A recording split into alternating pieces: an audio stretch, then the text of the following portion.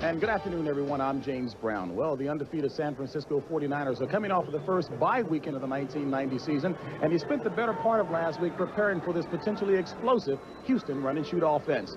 My partner this year is ex-49er Randy Cross. And Randy, while Houston's offense is still being fine-tuned, over the past couple of weeks has looked pretty impressive. And they haven't impressed anybody more than they've impressed Joe Montana from the 49ers. He says, I've got to get my ball control offense passing and running the game and get it on the field and keep Warren Moon and his offense off the field. If the Oilers really have a chance to win this game, they've got to do two things. They've got to run the ball to complement their passing game, and they can have none or very, very few turnovers.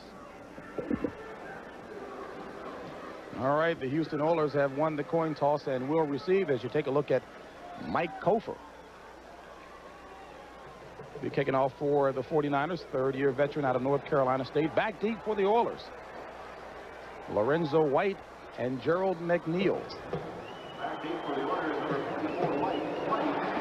In the middle, McNeil, number 89. San Francisco, Randy, makes no difference whether they play at home or on the road, although they are actually better on the road. If they win today, they set a new NFL record for road victories consecutive. Mike Kofer. Not a very good kick indeed. So this will be at the 35-yard line. Warren Moon, very impressive quarterback, on a record-setting pace this year for the Houston Oilers. And the offensive front, a big one indeed. Don Maggs, Mike Munchak, Jay Pennison, and Bruce Matthews, David Williams. Dean Steinkuhler will not start today. Backs in the receivers, Lorenzo White. And the four wide receivers, Drew Hill, Hayward Jeffries, Ernest Givens, and Curtis Duncan. That run-and-shoot offense. And we'll see far more receivers than the four listed there. First and 10 for the Oilers. Ball at the 35.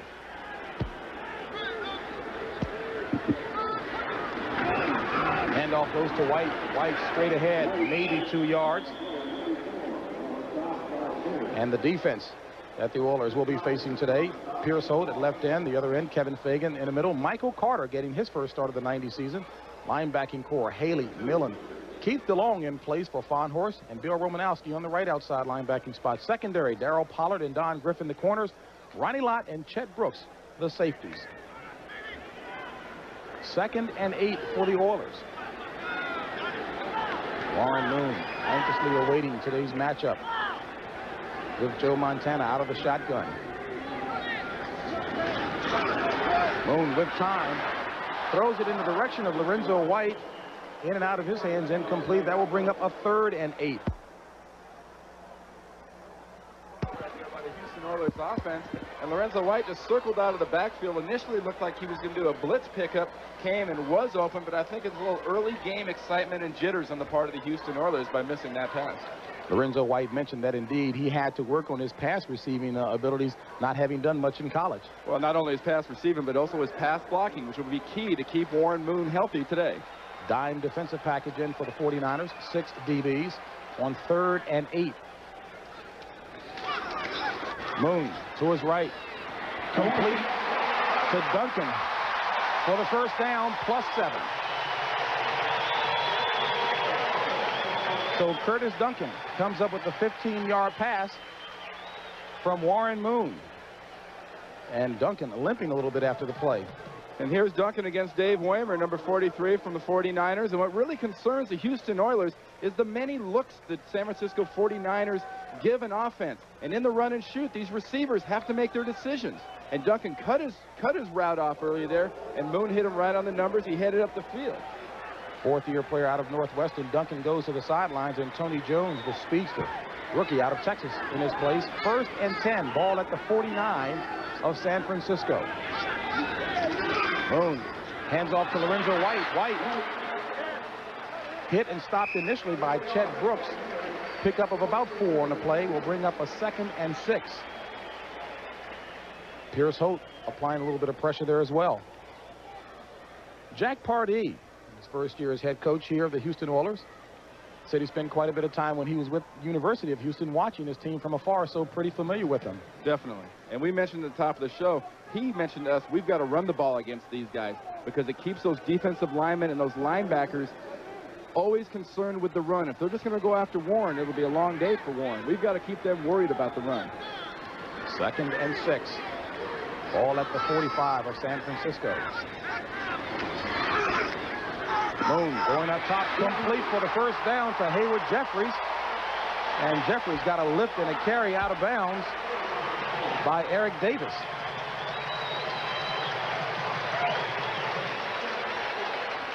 One thing about this run and shoot offense, the receiver and the quarterback know where the route's going to stop. The defensive back is kept guessing. And Davis, as far as he was concerned, Jeffries going to keep coming up the field. Jeffries cut it off and actually was stopping and not turned towards Moon when Moon released that ball.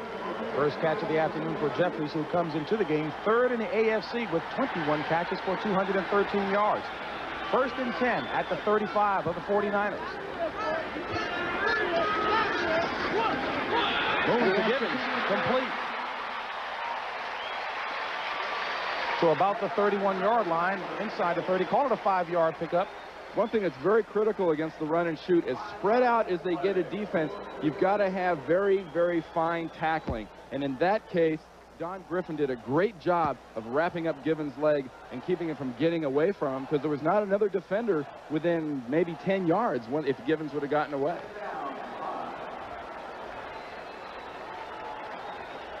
Second and 5 for the Oilers.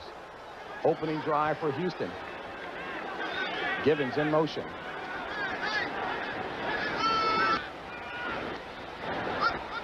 Moon with the long count, the handoff to White, and White up near the first down marker. It'll be close. He's got it. So Lorenzo White trying to get the fans and press off of his back with some more inspired running, a 6-yard gain. Well, the Niners were up showing blitz, and the Oilers do an effective job of sort of mushing everything. And Lorenzo White comes up behind his line, who's getting movement on the 49ers. It wasn't very pretty. It wasn't like you draw it up in a playbook. But what the Oiler line did was cut off all the gaps and give Lorenzo White a chance to cut back, which he says is now becoming a strength of his running ability, is the cutback. He was only averaging just better than 2 yards a carry coming into today's game. 1st and 10 at the 24. Moon. Complete to Drew Hill. Near the first down marker. Shy. And now we're in the area of the field, JB, that the Oilers have had the most trouble with, and that is in the red zone. They're now inside the 20. And, you know, the run and shoot is a vertical offense. They like to stretch the defense up and down the field. They run out of field here inside the 20. Warren Moon said the challenge to the Oilers and every run and shoot team is to be able to transform this offense into a horizontal offense. Stretch them sideways. They don't have the field to go vertical. Houston's been inside the 20 quite frequently. 11 out of their last 15 possessions. 2nd and 4. Moon looking for Hill. Complete. Dropped it. Had it momentarily, bobbled it going out of bounds. And Warren Moon mentioned to you, Randy, this offense is potentially explosive.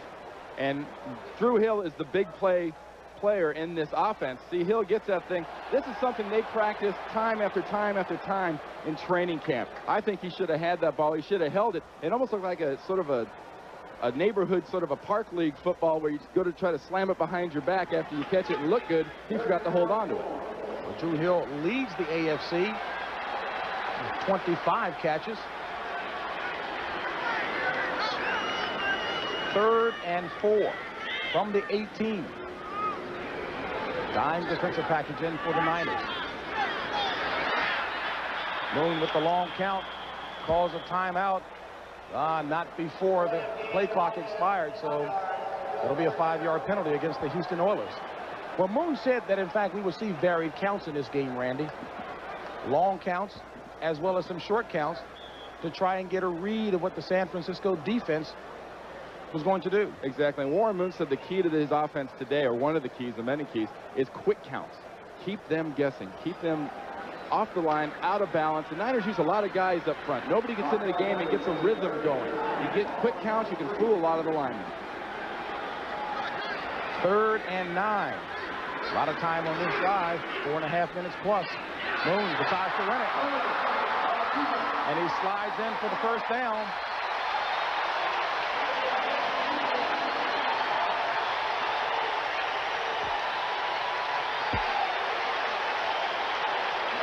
And we're going to see Warren Moon. He's going to come out this way. Watch the hole open up in the defense. He sees it, and as soon as he gets that back there and he knows they're in the zones and they're covering everybody, he's just going to start running. And this is a weapon Warren Moon featured in his game up in Canada with the Edmonton Eskimos for years, and when he first came to the Oilers. Now he's a little bit more judicious about when he runs. He's more concerned about taking care of that very valuable body. Ball is marked at the 13-yard line. It's a stoppage in play down on the field. Today's referee is Jerry Austin. And Randy, I guess the only thing they possibly could be reviewing is exactly where he started the slide or finished the slide for scrimmage purposes. Where the slide started? You were working baseball earlier this week. They were worried about stuff like that.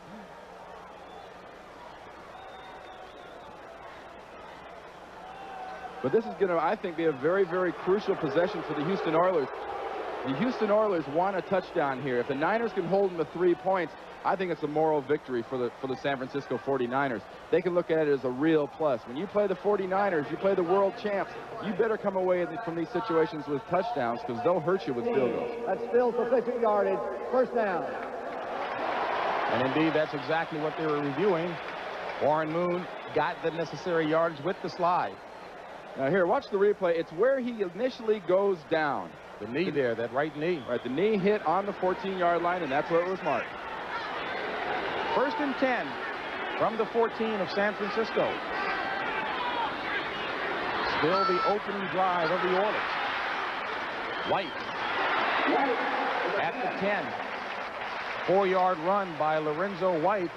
Randy, I mentioned when I saw Lorenzo White at the Heisman Trophy presentation some 3 years ago, he looked to be a little slimmer. He's a lot bulkier now. Well, he said he was 222. He's up to about 230 pounds. In fact, the coaches were going to start finding him. They said, "You're gaining weight. We don't want you gaining weight." He goes, no. I'm lifting weight. More lifting in the weight room. I can't drop the weight. This is real weight. This is me. Second down, 6. Brings up a 2nd and 6 from the 10. Nearly a 7-minute drive by the Oilers.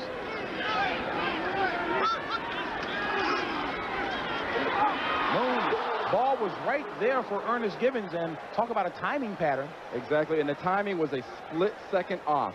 And that's what's key in the red zone here. The timing of the run and shoot must be absolutely perfect. And there, Givens was not quite ready to turn around when the ball actually hit him on the hands as his head turned. Had plagued Houston a lot in the early games, a lot of drop passes. Well, they, as a matter of fact, against Pittsburgh, they were credited with 10. Jack Pardee and Gilbride, the offensive coordinator, told us it was actually 14 drop passes in that opening game. 13th play of the drive coming up here. 3rd and 6 from the 10. Complete. Down to the 1-yard line, Curtis Duncan.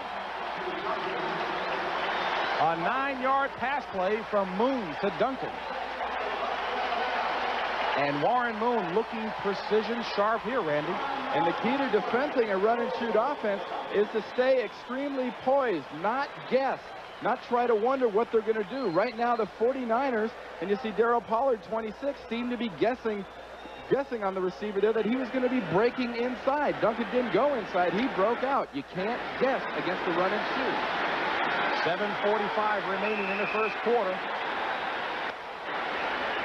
And Eric Norgard, 6'1", 285, comes in as the back for the Oilers.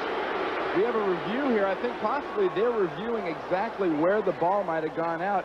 Not so much was it a spot on the half-yard line. Did the ball indeed cross the plane of the goal line, and is it a touchdown? We saw Randy, his right foot was still in bounds. And remember, it is the ball. It is not his foot.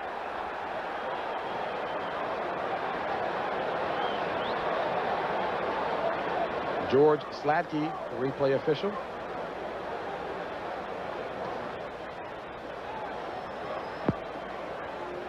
After review by instant replay, the call stands. It'll be 1st and goal. And one critical thing to remember about replay for everybody is that allegedly after the 2-minute time limit, if there's not something absolutely that can overturn the play on the call on the field, The replay official cannot overturn it. There was absolutely nothing that could have made him change that call. First and goal from the 1. Moon, quarterback keeper. Touchdown, Houston.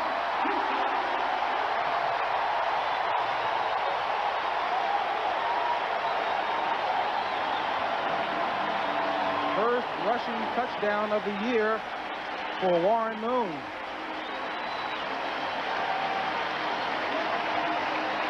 A great opening drive for the Houston Oilers, and defensive end Sean Jones told us on Friday, you know what the best defense the Houston Oilers have? Is our offense. Heck, last week against San Diego, we didn't get on the field till there was almost 5 minutes left in the first quarter. Here they drive, 7.5 minutes of the first quarter are already gone, and the 49ers have not touched the ball. Tony Zendejas, for the point after, has not enjoyed a good year with his foot as far as field goals are concerned. This one is good, the point after. So Houston strikes first and leads the defending champion 49ers 7-0. The opening drive for the Houston Oilers, a successful one, on top 7-0. And a happy bunch indeed. 14 plays, 65 yards, 7 minutes and 28 seconds, embellishing the point that you said Sean Jones made. They came in saying we've got to run, we've got to control the ball, control the clock, and we get in the red zone, we've got to score. Mission accomplished, first drive. Tony Zendejas off for the Oilers. And Spencer Tillman from the end zone. Hit hard at about the 16-yard line. Smacked. Glenn Montgomery.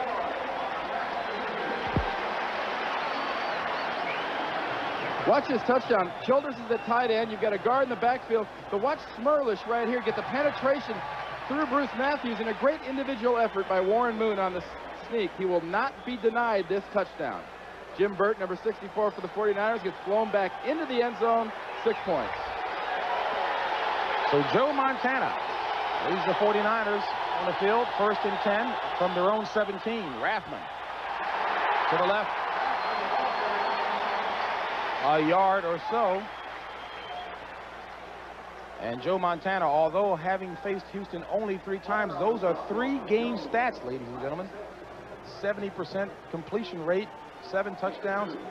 The offensive front, Bubba Paris, Guy McIntyre, Jesse Sapolu, Harris Barton, Steve Wallace, and Brent Jones. Backs and receivers, Roger Craig and Tom Rathman. The wide receivers, Jerry Rice and John Taylor, back from a bruised lower back. 2nd and 8 for Montana and the Niners. 2 tight ends.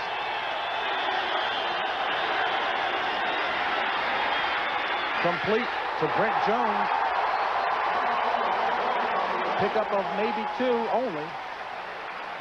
And the defense that Montana will be operating against today, the ends. William Fuller and Sean Jones, the tackles. Ray Childress and Doug Smith. Linebacking core. John Grimsley gets a start. Al Smith, the middle linebacker. And Johnny Meads, the right linebacker. The secondary, Chris Dishman, not a quiet one, along with Richard Johnson, and the safeties, Bubba McDowell and ex-New York Giant Terry Kennard. 3rd and 6. 3 wideouts in for the Niners.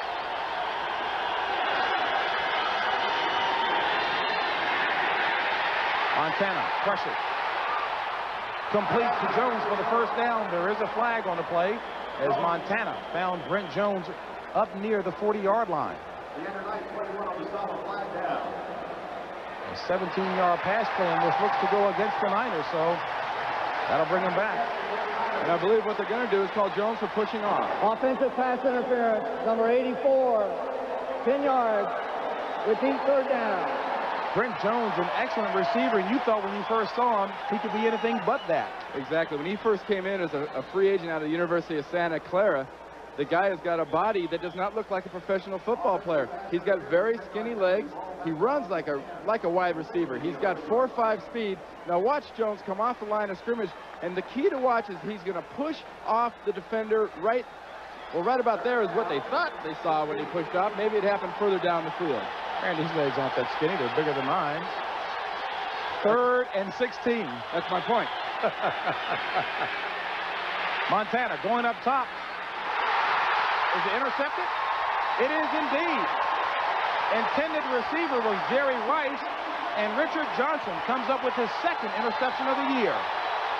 What happened there? That was a timing pattern. Joe Montana was hurried, and it was not so much a great defensive play that Jerry Rice stumbles at the very end of the pattern.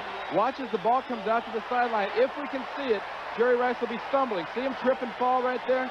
That ruined things for Jerry Rice. He fell, the ball was thrown behind him, and Johnson was right there. Net effect, Houston with a golden opportunity. Ball at the 30 of San Francisco. And Richard Johnson got his opportunity to start in the secondary for Houston because of the holdout of Patrick Allen. Johnson, a sixth-year player out of Wisconsin. For Houston, they can't get greedy, they can't get overexcited. Stay with your game plan and move the ball effectively. 1st and 10 from the 30 of the Niners. Moon going up top for the home run. Touchdown, Houston. Drew Hill.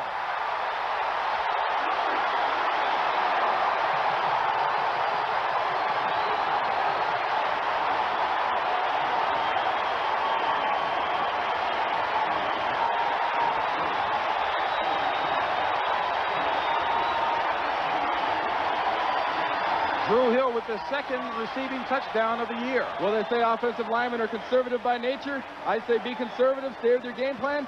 They go deep. No one covers Drew Hill. Ronnie Lott doesn't cover him. Griffin, number 29, doesn't get on him. Great call by the Houston coaches. Zendejas on for the point after. And it's good. So the Oilers with a quick strike on their second possession. Warren Moon to Drew Hill. A 14-0 pad over the 49ers.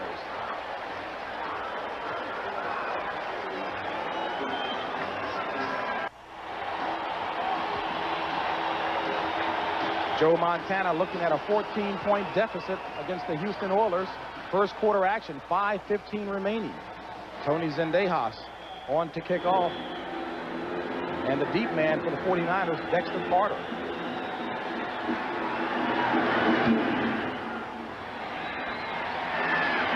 And it goes to Spencer Tillman from the 2.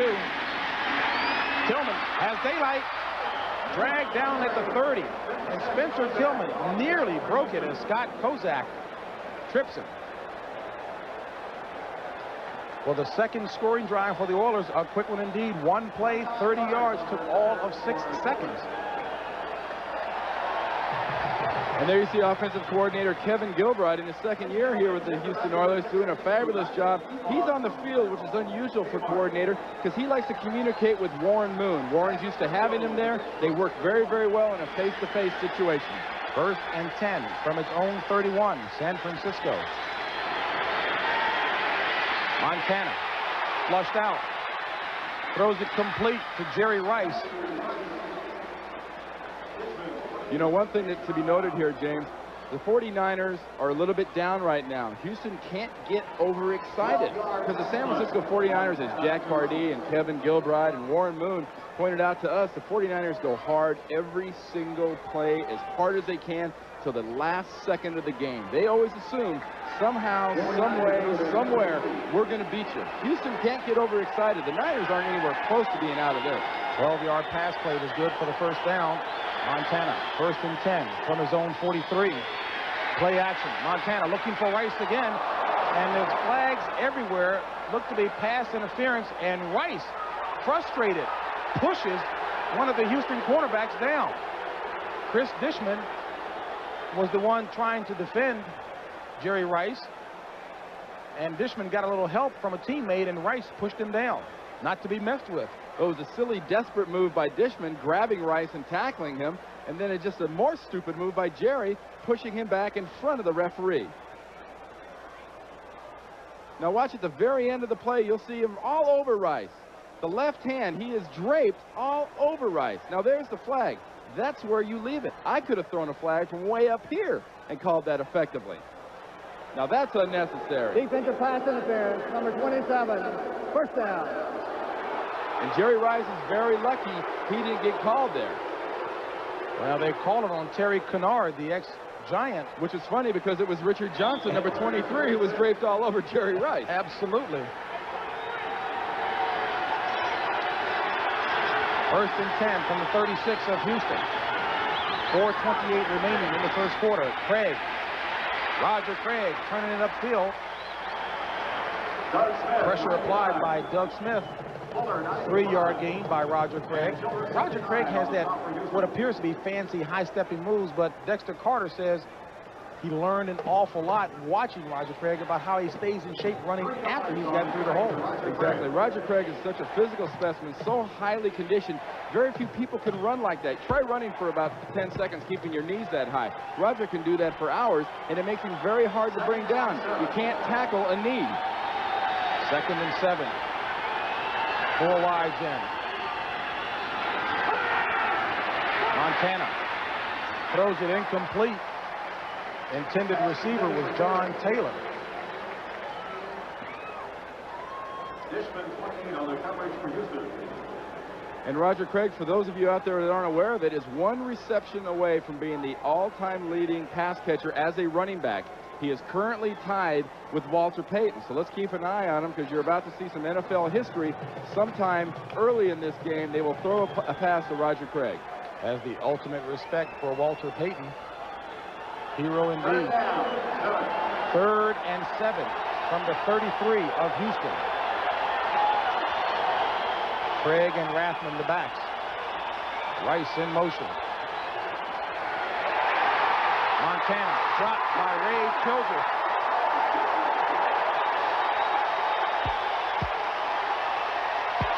Ray Childress, the team leader in sacks, with 4.5 on the year with that one. And a key matchup is Barton 79 against Childress, but he's not on Barton. He's over Sapolo 61, and he beats Sapolo very, very quickly. Childress is a legitimate all-pro defensive lineman who, now that they're in the 4-3, is having a great year as a defensive tackle instead of a 3-4 defensive end. 60-year vet out of Texas A&M, 6'6", 276. And the only label the coaches put on him, hard worker. So Barry Helton comes on to punt. Gerald McNeil, Ice Cube, back for the Oilers.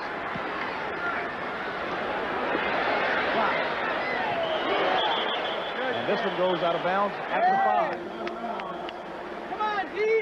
5. So San Francisco does not capitalize. A 40-yard punt by Helton. It'll be Houston ball when we come back. The 60,000 plus on hand here at the Astrodome have reason early to be excited. Oilers on top of the 49ers, 14-0. 2:50 remaining in the first quarter. Oilers with their 3rd possession, starting from their own 4. White hit hard by Ronnie Lott after a 4-yard gain. And the Oilers scored on their opening drive. Warren Moon took it the length of the field with the team and went over from 1. And then 1 play on their 2nd possession after an interception.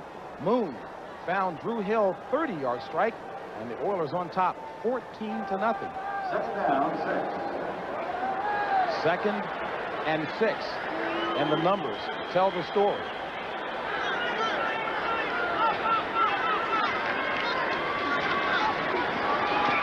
Moon. Incomplete. Good defensive play by Don Griffin. The intended receiver was Gerald McNeil, 5th-year player out of Baylor.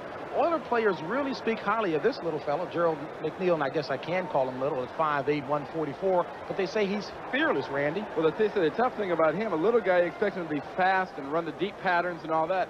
They say McNeil loves to go inside. The young wide receivers, the big guys look at him and go, how can you do that? How can you go in there? They're going to go inside. They're going to hit you. If you catch it, they're going to hit you anyway. You think he'll learn better? 3rd and 6. Moon trying to pull them offside. Throws it to White. It's a flag on the play as Lorenzo White gets it up near the 15-yard line. Tackle hard by Charles Haley, but there is a flag on the play.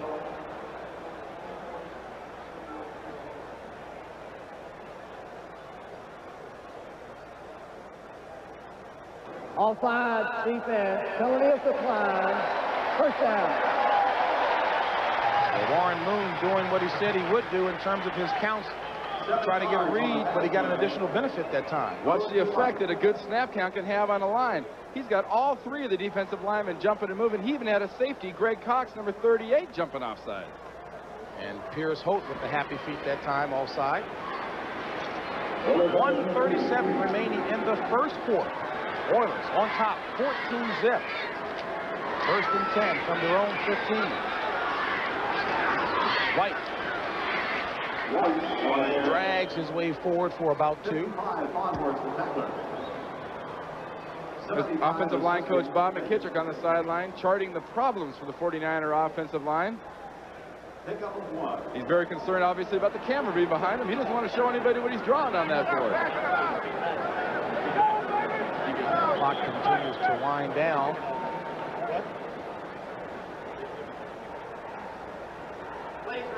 Stop at the 102 mark, as Jerry Austin wants to have the play clock reset back to 25 seconds. George Seifert, head coach of the 49ers. Well, George Seifert said he wasn't very concerned about having the off week and being an emotional letdown for his team. He says, we're used to it with the playoffs for the Super Bowl. We usually get a week off. But his team seems to be a little flat and lacking just that little sharp game timing you get from playing every week.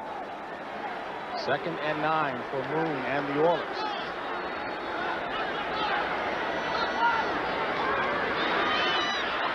Moon gets rid of it. Was he in the grass? No call. And not much of a gain, only 2 yards on the play.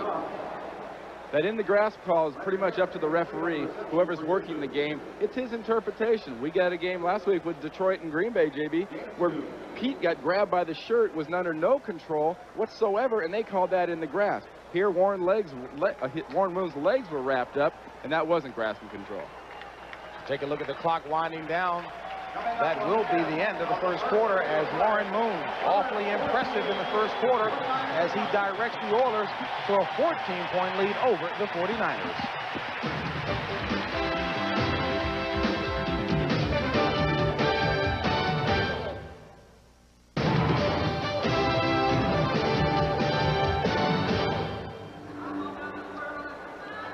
60,502 on hand. They're expecting a bit more with standing room only crowd, trying to get the biggest crowd ever to watch the Oilers play here. And what the crowd is seeing right now, an impressive Warren Moon having directed the troops to a 14-0 lead. Well, they came to see 2 offenses. Right now they're only seeing 1. Houston has 114 yards total offense. The 49ers have 7. Houston's offense ranked number 2 in the NFL, number 1 in the AFC. 3rd and 7 for the Oilers. Ball at their own 18. Moon out of the shotgun. Goes up top. Incomplete, just beyond the outstretched hands of Leonard Harris. And Harris with daylight ahead of him. For Harris. Incomplete. 4th down Houston.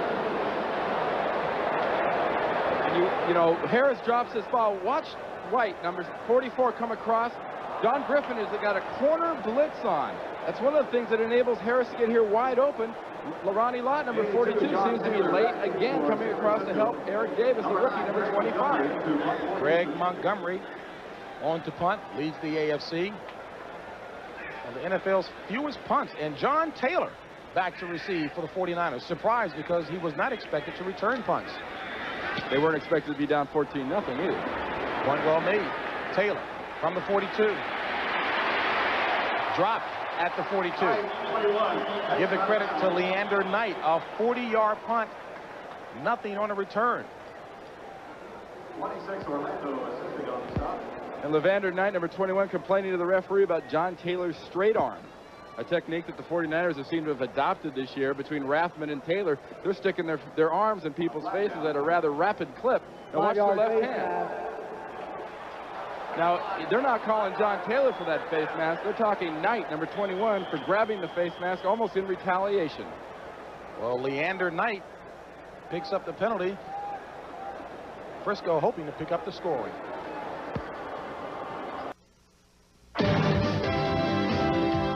CBS Sports coverage of the National Football League is sponsored by the new generation of Oldsmobiles. Step into the future now at your Oldsmobile dealer. Levi's 505 and 506 jeans, and by United Airlines, serving over 200 cities in the U.S. and around the world. Come fly the friendly skies.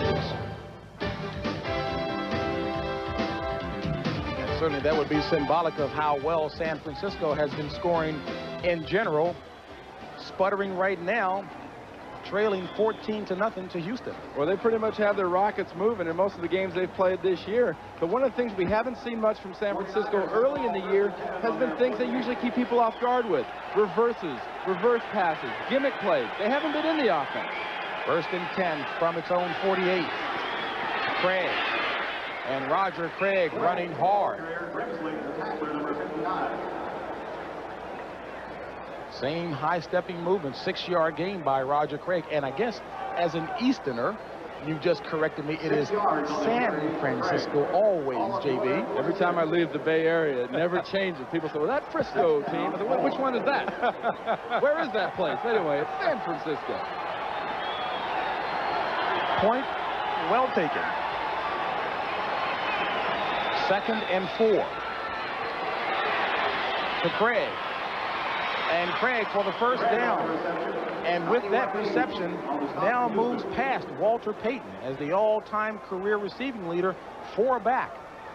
And this is the way the Niners want to move the ball down the field. That's why Roger Craig has so many receptions with the 49ers. They want to move it not only running the ball, but they love to throw it and flip it out of the backfield to running back.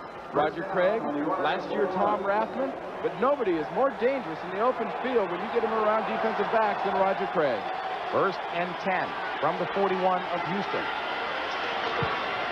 Craig. 1st down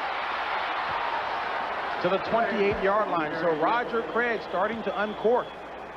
San Francisco had an anemic running game coming into today, and Roger Craig with a 13-yard run on that one. 27, Kennard. The place that's most vulnerable in a 4-3 defense is right here in this little box. You get block backs by the center, and it can open up some gaping holes, and the rest of the run you're going to see is going to be Roger Craig and that typical high blocking. There goes Sapolo back, McIntyre around. Look at the hole in the defense. You better get your head up when you tackle Roger Craig, or you're going to catch a knee right in the forehead and take a little nap for a while. 3 carries for 22 yards as Roger Craig heads over to the sidelines. And he told me yesterday his hip's bothering him a little bit. He's got a muscle situation. So Rathman on 1st and 10 takes it and bulls his way ahead for 5 yards. Randy, I found it interesting. You said you thought the key for San Francisco, not the big names of Montana, Rice, and Taylor, but Rathman. I think Rathman was a guy that not carried their offense last year, but made them very, very special. He had all the receptions out of the backfield. He carried in the crucial situations. And the reason the Niners were so dominant last year on offense, I think, was Tom Rathman and the emergence of John Taylor as a star wide receiver. Dexter Carter in the backfield along with Rathman on 2nd and 5. This is Carter. Shakes loose, but can't get free as Terry Kennard greets him and smacks him. Loss of 1 on the play. And you talked about Craig's hip. Indeed, he is limping. It's been bothering him the last couple of weeks. And, you know, people figure this guy's indestructible. Dexter Carter says, look, I'm backing up a guy that hasn't missed a game in 7 years. It's been 110 straight games for Roger Craig. As you see him examining his leg, it would appear to be his knee that right now they're taking a look at. Harry Sidney in at running back for the 49ers. On 3rd and 6.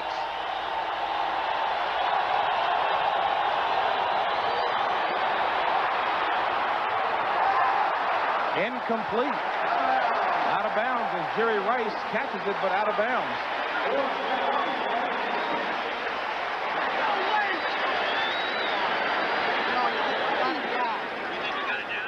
Rice trying to plead his case. As you heard the official saying, do you think he had it down? Do you think he got it down? And when they say that down, they're referring to the 2nd foot. No doubt Jerry probably gets the 1st foot down, but let's watch the 2nd foot after the reception. 1, he's got the ball. Does he get the 2nd? Ooh. Easily. If they review this, that is a catch. One more time. Johnson's got pretty good position. 1 foot, 2 foot. And the officials have declared that that was a catch. The ball does move down. Jerry Rice knew he had the second foot in. Both feet inbounds, and the officials agreed. So San Francisco, with a 15-yard pass play, first down, ball inside the 10, marked at the 9. So it'll be first and goal, ball at the 9 with 10:15 remaining in the first half. Carter and Rathman, the backs.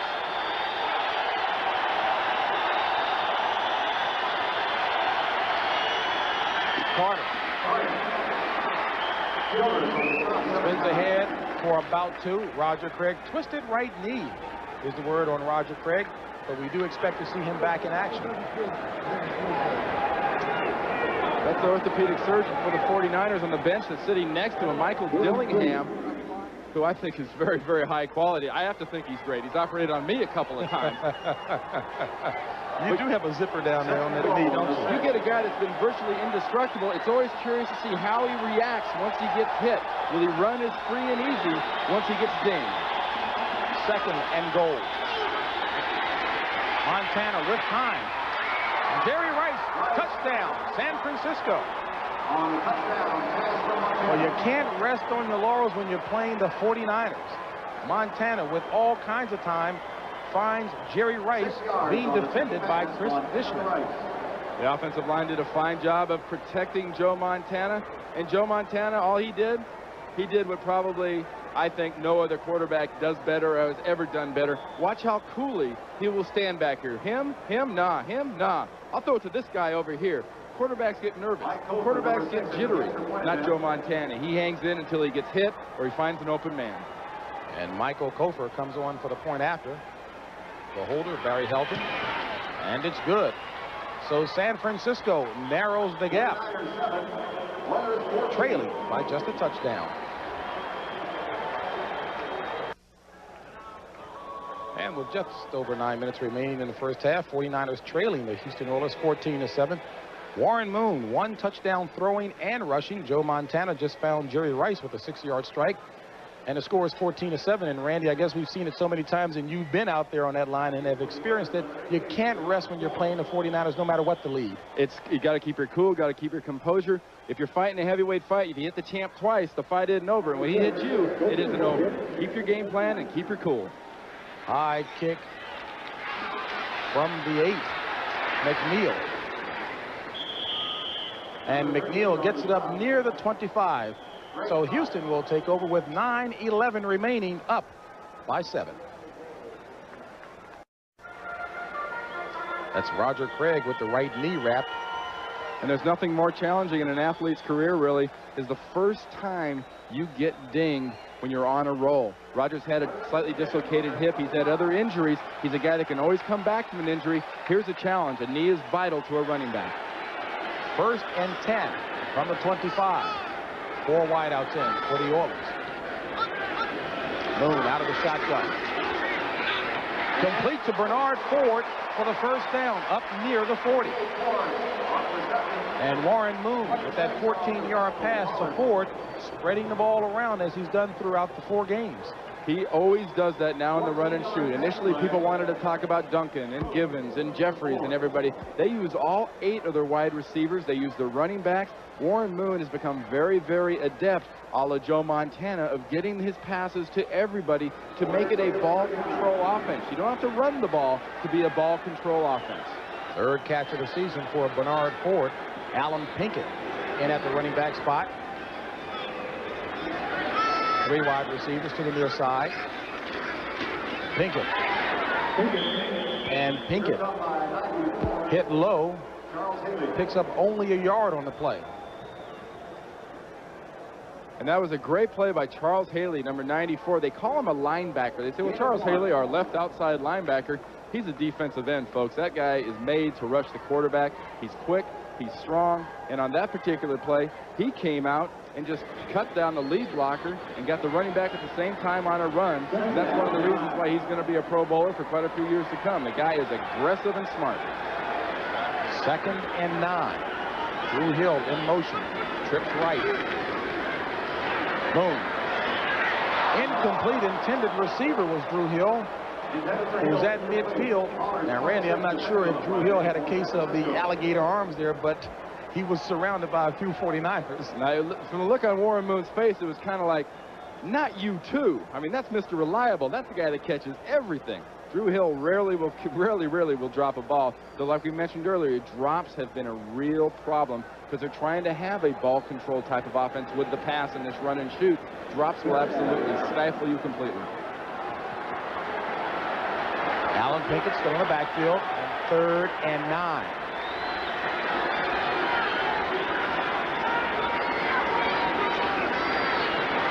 Moon has to run and dives head first, but shy of the first down by about a yard. He looked like a courageous run by the near 34-year-old quarterback. He looked like he was diving head first, and all of a sudden it popped into Warren's mind, what in the heck am I doing diving head first on this AstroTurf? And he goes into a tuck and roll and will come up just short. But it's an element Warren has to his game. He's very, very fast, moves well, and is also very smart. He ducked to avoid Ronnie Lott, who, though a very good friend, would not have let up on him a second. As a matter of fact, Warren Moon asked Ronnie Lott on Moon's TV show earlier this week, will you hurt me if you get out there? Lott was diplomatic and didn't answer it directly, but you know he meant yes.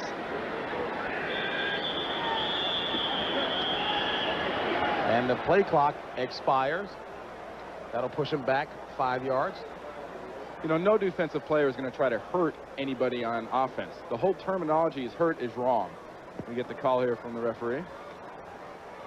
Delay a game, offense, 5 yards, still 4th down. But the whole point behind, you know, the hurt idea is not to physically harm them. It's to put a hurting on them.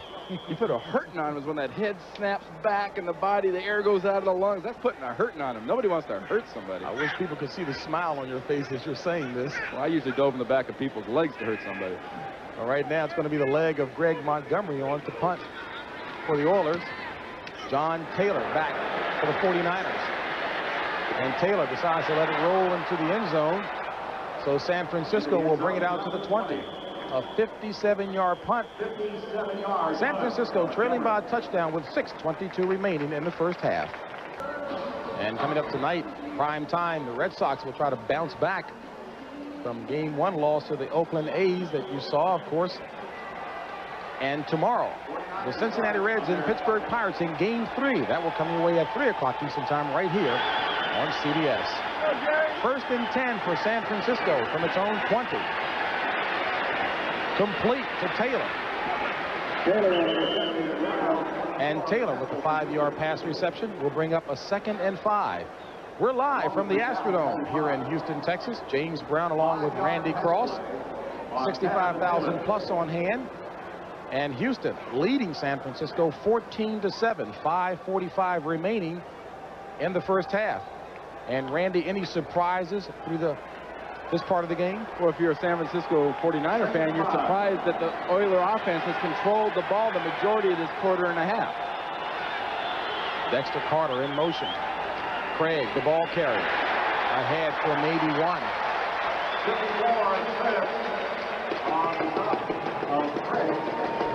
And Roger Craig feeling no ill effects, obviously, from that right knee. The only ill effects he felt right there were from that entire middle of the Oiler defense that stuffed him right where he tried to run. Al Smith, the middle linebacker out of Utah State, did a good job on that play for the Oilers, and Jack Pardee very pleased with the play of Al Smith. 3rd and 4 from the 26. First down for the 49ers as Roger Craig make that Joe Montana finds Jerry Rice. A 19-yard pass play from Montana to Rice. And the Niners were very lucky they didn't get a holding call right there on Harris Barton, because as he lost Ray Childress, he and Jesse Sapolo watching the middle of the screen. 79 is Childress. Barton puts a little arm on him. Sapolo throws him down. The officials don't see it. And Rice makes this. He's kind of tripped up on the AstroTurf. He's complaining. See, he got his neck twisted around a little bit, and he's left the game for a little short breather. Rice, 4 catches for 52 yards. He now is in 2nd place in receiving yards list for the 49ers. Complete to Taylor.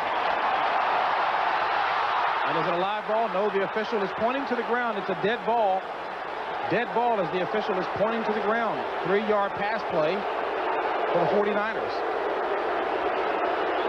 Richard Johnson knocked it loose. And the Niners believed in Johnson, number 23, and Dishman, number 28. They had corners that played soft. Look how far off Johnson is here. But watch how fast he fills once he sees this pass coming. Makes a very effective tackle. Stops the forward progress. What is called, he's not being called down. He's being called that his forward progress had been stopped. The referee blew the play dead, and that's why you saw him pointing at the ground. That's where he was marking the ball.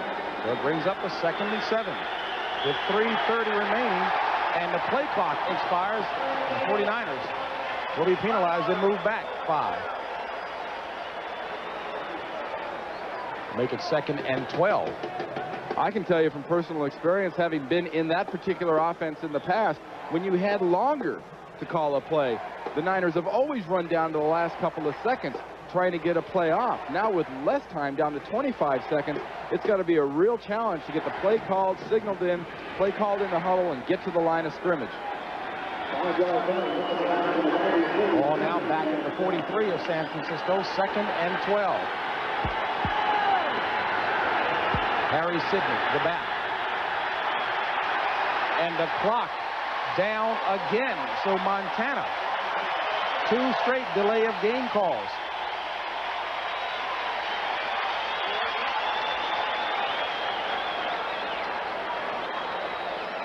This can be a thing. Not only are you losing 10 yards, mentally it can start to affect you. You start to hurry a little bit, and it starts to knock off your confidence in your timing. Not your confidence in your ability, but your confidence in, well, hey, why can't they get plays in from the sideline for us to run?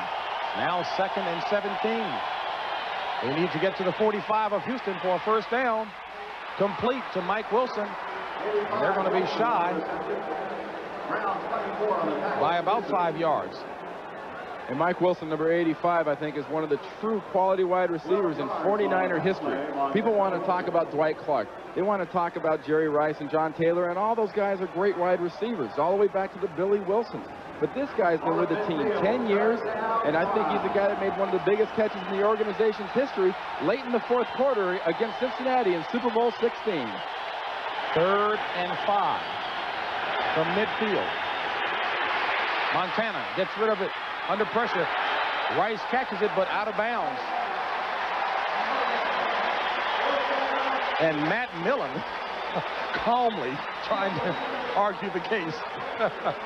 Well, he's got to expend his energy somehow, because he isn't going to see a lot of playing time today against a run and shoot where they really highlight the pass. And you see Charles Haley. Now there's a switch.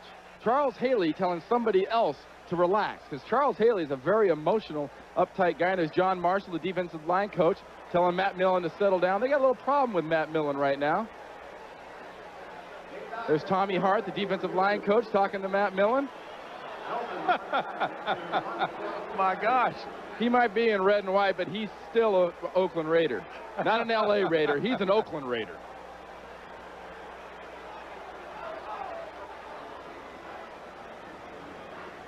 Talk about getting fired. You expect to see that from somebody who's on the field stuffing a goal line stand. Heaven helps but if he gets this is in over there. a catch. And Jerry Rice catches the ball. No, that 2nd foot does not get in. The 1st foot he dragged, but the 2nd foot does not get down. Not like the last one he did on the sideline. The ball will get there. One won't do it. This isn't Mississippi Valley State where Jerry came from. He had 2 down just as the ball was arriving, but you must have control and then get 2 down. And the play is obviously being reviewed. And keep in mind, a 2-minute limit once the umpire signals that the play is being reviewed. It's worth another look. See if, does he have control here? If he's got control, they got an angle where they can show control.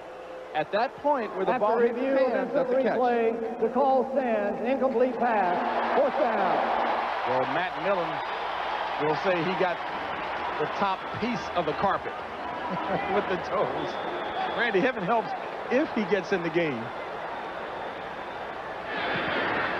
Helton punting to Gerald McNeil, who lets it go over his head. Touchback, so the Oilers will bring it out to the 20, a 50-yard punt 50 yards on the 2:36 remaining. Houston on top, 14-7. brings you these from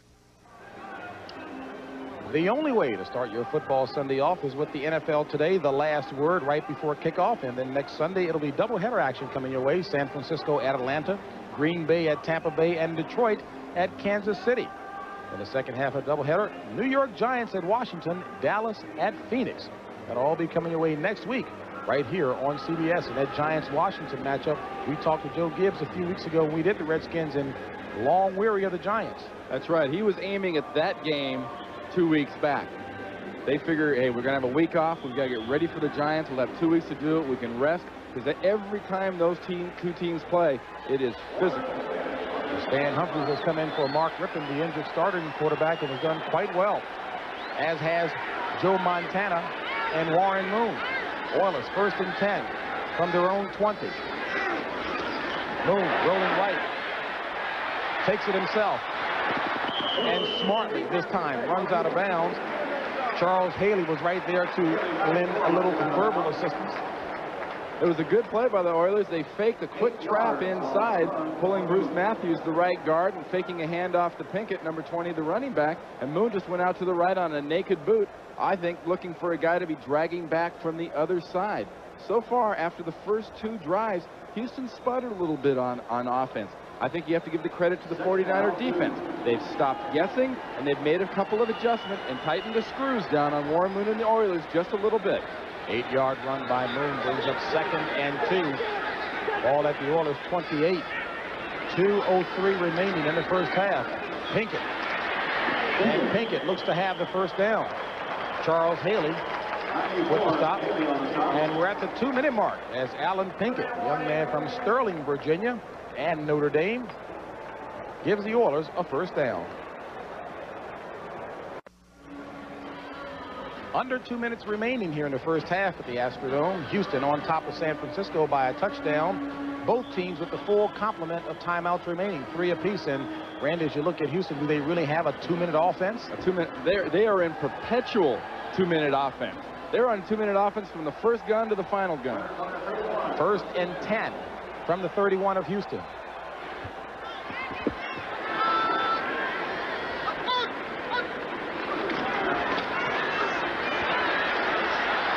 Moon. Incomplete. The comeback route that time run by Curtis Duncan, but out of bounds.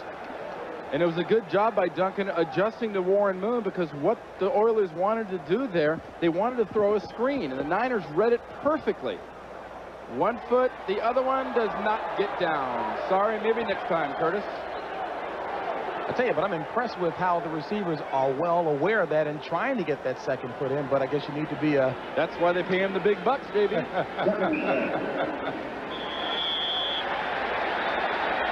And this play looks to be in the process of being reviewed. And the clock starts 5 seconds ago. What we George saw earlier, Slatke getting quite a bit of workout today. Excuse me, Randy. What we saw earlier today was the Oilers were going into the middle zones, behind the linebackers and in front of the defensive backs. They haven't done that since the first possession. But we saw Duncan earlier. He gets the 1st foot down.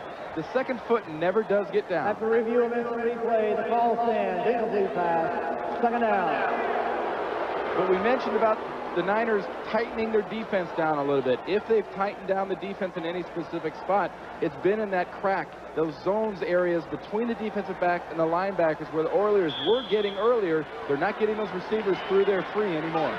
You need more of a pad than 7 points against the 49ers. 2nd and 10.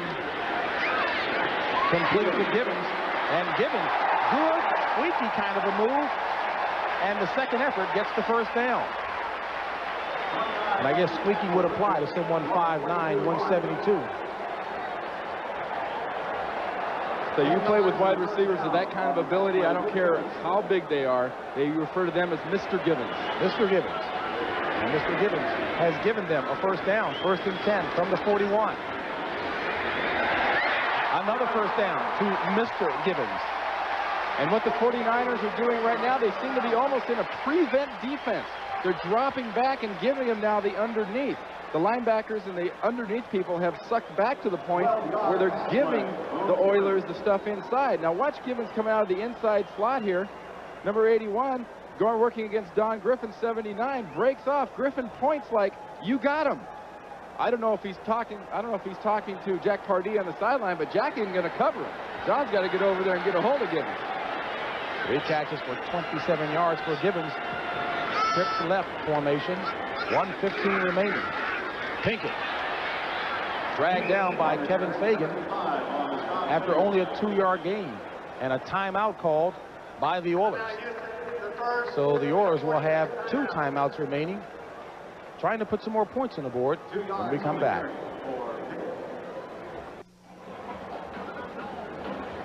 With 1:10 remaining in the second quarter, Houston 14, San Francisco 7. And Randy, you got to think that Houston's trying to get in the field goal range of Tony Zendejas, but what is that field goal range for him? Well, for Tony Zendejas, as long as you see 34 yards, that means that the Houston Oilers have to get down to about the 17-yard line from where they are right now, which is they have to gain another 30 yards to get in a field goal range. That's not right. 2nd and 8.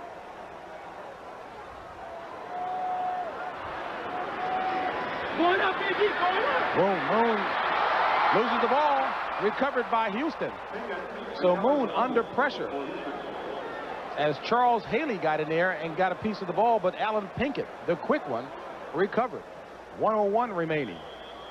And Warren Moon looks to be trying to pump fake, spin, and go for a run all at the same time. It's kind of like the average person, like a lineman like me, chewing gum and walking at the same time can be a little tough. Now watch him feel the pressure and then try to make this spin move and a pump fake at the same time. Oh, here I go, and there goes the ball. Luckily for Houston, Pickett was right there on his blitz pickup looking for a linebacker and happened to fall on the ball. It appears as if San Francisco has called a timeout, and if that's the case, they have 2 remaining as well as Houston.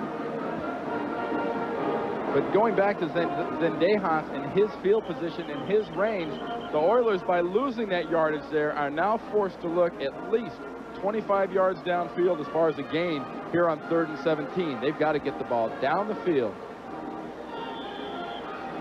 Zendejas, mentioned before, his best this year thus far, 34 yards. His career best is a 52-yarder, but he is really struggling. And Jack Pardee said, I'm going to stay with him because I know the guy's history. And the Niners are aware of Zendejas' history. They called that timeout thinking, let's stop him on 4th down, make him punt, we'll get the ball back.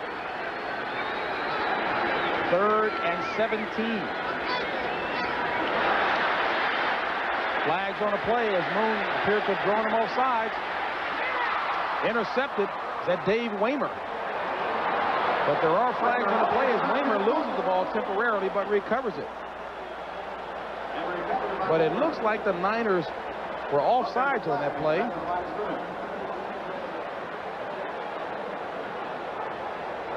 Defense, offside, 5 yards, still 3rd down. So a break for the Oilers. And it was somebody right over the center, over the nose. You'd think in that situation, 3rd and long, we're talking about Carter or Brown. But watch right here, over the center, over Jay Pennison. Actually, that's Dawson, number 66 at center. What exactly is going to happen? Yep, that's big Fred Smerlis, number 76, the former Buffalo Bill, jumping off sides. And there's Dave Waymer getting his 3rd interception of the year. He had 2 in the last game against Atlanta. But watch him drop the ball. Almost turns a great positive that he thought was a positive into a negative. You got to wrap that ball up and you make a big play. 2nd and 12. Ball at the 49 of San Francisco. 50 seconds remaining. Moon has his arm hit as he tries to go forward with it. And again, Pierce Holt helping to contribute to the pressure. Good pressure. He got in there just as Warren Moon was bringing his arm forward to pass it. Pierce Holt got one of those big paws onto his forearm and stopped his arm dead in its track. That's the kind of thing you see if it ever happens in practice. Whoever does that to your quarterback in practice is usually given the day off, if not the rest of the year off. You hate to see a quarterback get hit in the arm like that. He's got all that momentum working and can really injure an elbow. Greg Montgomery on the punt for the Oilers. Don Taylor back for San Francisco. Flag on the play back near the kicker. And we'll see what that flag is all about. As fast as it went down, you'd think it'd have to be either a quick offsides or somebody got downfield immediately that didn't belong there.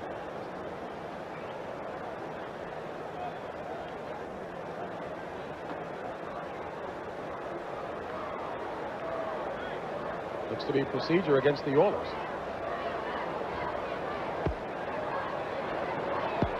I don't think you Illegal take this. formation of the offense. Not enough in on the line of scrimmage. Penalty is declined. First down, San Francisco. That'll do it. And if you don't take that penalty, I think it's smart not taking that penalty. Why give the team another chance to kick down and pin you inside the 20? Now they get the ball on the 20-yard line instead of like on the 10. Don't forget, coming up at halftime from New York, Greg Gumbel and Terry Bradshaw will bring you up to date with all the scores and highlights from around the NFL. That'll be coming up in just a few. The NFL Today halftime show. San Francisco and Houston both with 2 timeouts remaining. And 37 seconds remaining in the first half. Now's not the time to relax on San Francisco. They're just going to fall on the ball. Some things just don't leave you, huh? When I was still playing, the 49ers played a game in St. Louis. We did exactly like that, but Joe Montana hit a knee, then popped up and went to throw a bomb downfield. Didn't make many friends with Jim Hamilton and the St. Louis Cardinals at that time. Well, the players leave the field as the clock continues to wind down. As Jack Pardee saw his team start strong. So that's the end of the first half with the score. Oilers 14, 49ers 7.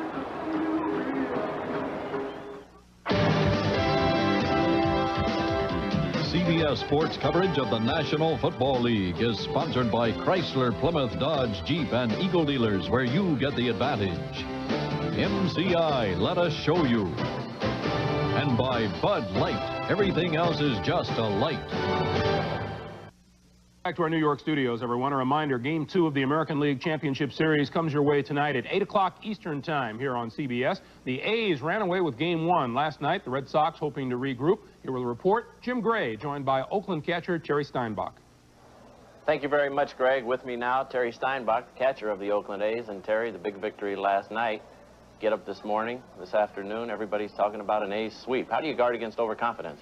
I just think, you know, in the playoffs, anything can happen. And we have to do what we've done all season. That's play one game at a time. So going into tonight's game, we're just going to concentrate on trying to get some runs on the board early, and hopefully Bobby can keep the lead for us. Terry, it seemed as though you guys just allowed the Red Sox to hang around for about 7 or 8 innings, just kind of wearing them down. Was that the case? Definitely. You know, when you go against a quality pitcher like Roger Clemens, the idea is to battle him every at-bat, you know, try to make him throw a lot of pitches, try to have good ABs, and then sometime in the 4th, 5th, 6th, 7th, maybe 9th inning, he'll make a mistake. He'll allow you guys to get a couple runs across the plate. Jose Canseco finally came out and said it a couple of days ago. The Oakland A's are a dynasty. Do his teammates concur? I don't know. It's, you know, personally speaking, I think it's too early to tell. I think if we meet back here 5 or 6 years from right now, we can look back, then I think we might be able to answer that question. Terry, thanks for joining us. We look forward to Game 2 coming up tonight. Let's go back to our studios and Greg Gumbel. Jim. All right, Jim Gray, thank you very much. And a reminder, once again, baseball coming your way tonight at 8 Eastern Time here on CBS. Greg Gumbel along with Terry Bradshaw. Let's get you back to football now. At halftime of the game in Houston, the Oilers leading the San Francisco 49ers by a score of 14-7. If you were with us in the pregame, Terry Bradshaw predicted an Oiler victory over the 49ers today, and so far, it isn't looking too bad for the Oilers. Now, Gregory.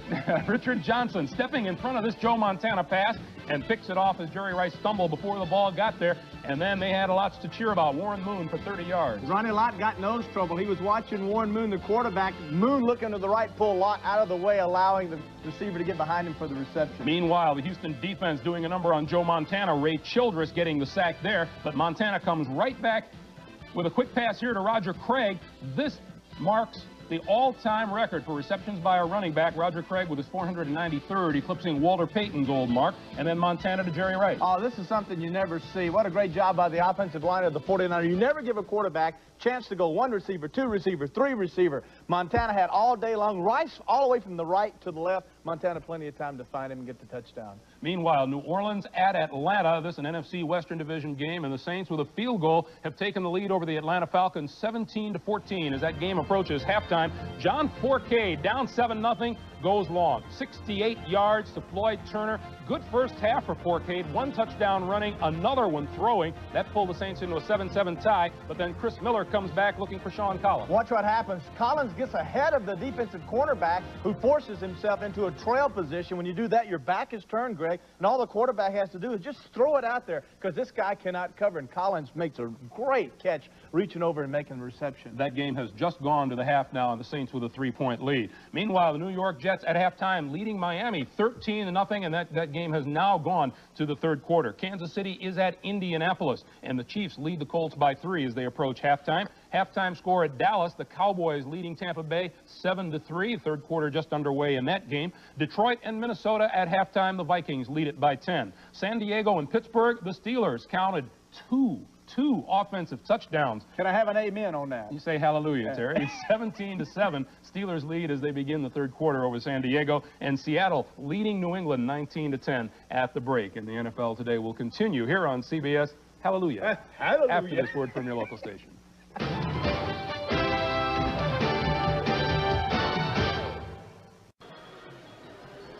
Back here at halftime at the Astrodome, the Houston Oilers lead the San Francisco 49ers 14-7.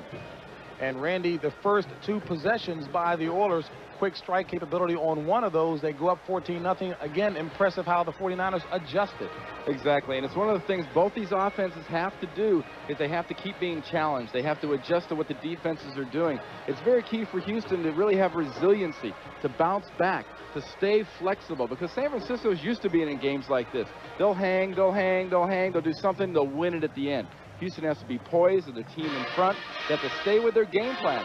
So far, surprisingly, it started out big offense early. Only 260 total yards between these two teams. The defenses have taken control into the second quarter of this game. Well, you talk statistics. They started off definitely in favor of Houston in the first quarter, but San Francisco came back strong. Not big rushing yards on either side of the ledger.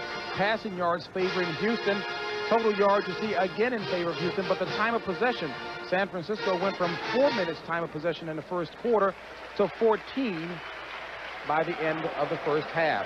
And probably the biggest play of the second half, after a Richard Johnson interception, watch Hill, number 85, come out of the slot. The Niners seem to drop a coverage because Hill runs right up the stripes there, and no one helps. Griffin doesn't come from the outside, Lott doesn't come from the inside, and Drew Hill has an easy touchdown reception. At that point, the Oilers were up 14-0.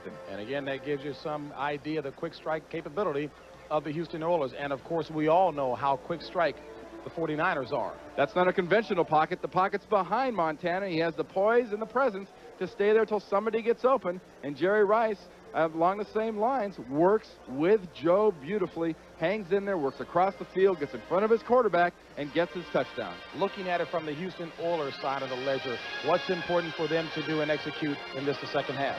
The key for them, don't do anything different. You might want to adjust your offense a little bit, tinker a little bit. Don't have drop passes.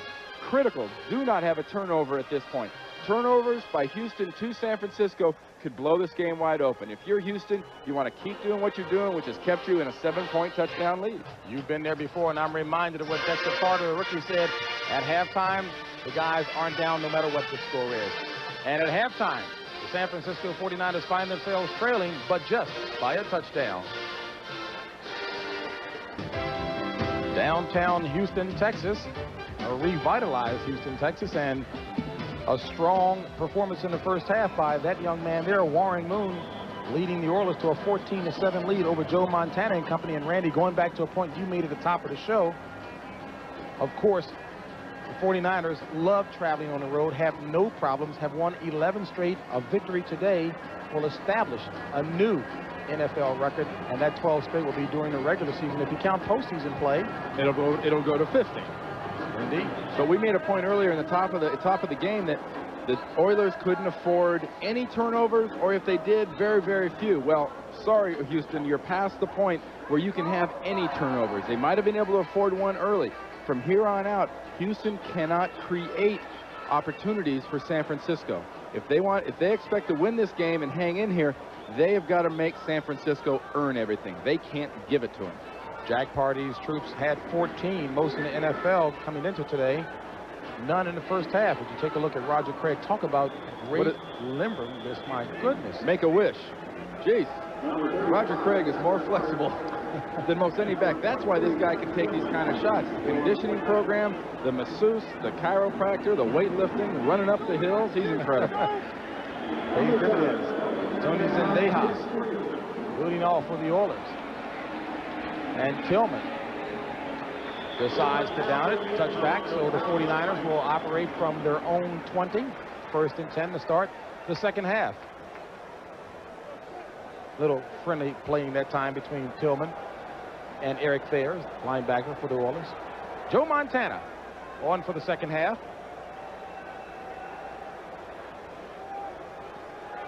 And the word cool definitely applies to him. Two tight ends in, Brent Jones and Jamie Williams. Jamie Williams, the ex-Houston Oiler. Roger Craig, the lone back. Montana with time, complete to Jamie Williams across the middle. So Jamie Williams, alias Spider-Man, returning to the dome, catches that one and goes ahead about 7 to 8 yards. And he's a guy, we talk about novels that he likes. He's got his favorite comic books he likes. Oh, exactly. He is a great individual. He's a real asset to the community here in Houston. They were sad to see him go. Look at his favorite comics like Spider-Man, Conan. He's got quite a list here. Not to mention The Flash, by the way, a CBS show this year. On 2nd and 1, Craig with about 3 yards to spare, picking up the first down. This is something people have watched San Francisco do for years. Come out, first drive of the second half, march the ball down the field. Houston, from a defensive standpoint, has to know that San Francisco's in their ball control mode. They're not going to be popping it downfield. They're going to run it in the middle. They're going to fling it outside to the back, get it short to the receivers. But the goal here is to eat up time and get points from San Francisco, and nobody does it better. First and 10. Two tight ends set again.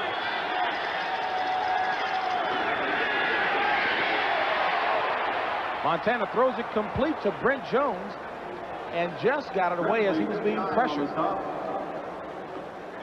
And John Grimsley, number 59, who held out earlier this year, was all over Brent Jones on that pass. Good play by Brent, concentrating and feeding it right into his hands. The coaches are very happy with Grimsley now that he's back, and they're trying to find a place for him to play. He's been a real sort of a battler, a tackler, a real hitter in the middle for the Houston Oilers, and here Brent just stays with it and concentrates and takes a shot on his left side by Johnny Meaves, number 91. 2nd and 1. Dropped in back, no, loose. Roger Craig shakes loose, and a magnificent run just to keep him losing more yardage. He did lose 3 on the play. John Jones, 96, on the stop. You know, you see Joe Montana do a lot of things. You see him throw touchdown passes. You see Joe Montana with his fingers raised and up in the air. Word number 1. You don't see Joe do real often. Throw a block.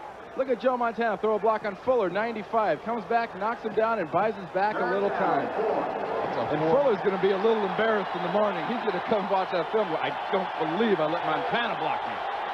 3rd and 4.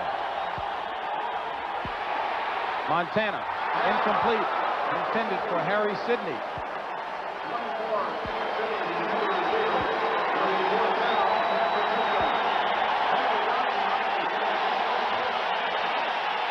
Good pressure on Montana is going to come here from Ezra Johnson, number 90, who lined up over the left guard. Guy McIntyre, almost an interception. The ball is tipped by Harry Sidney, number 24. And Johnson, 23, almost gets his second interception of the day. There's Joe talking to Guy McIntyre, his left guard. So like, okay, Guy, I'm not mad, but what happened? Barry Helton on to punt. Gerald McNeil, Ice Cube, back for the Oilers. Not a good punt at all. Hits at the 30. And settles down at about the 28-yard line. A 33-yard punt only, and only 3.4 seconds hang time. Good position for the Oilers.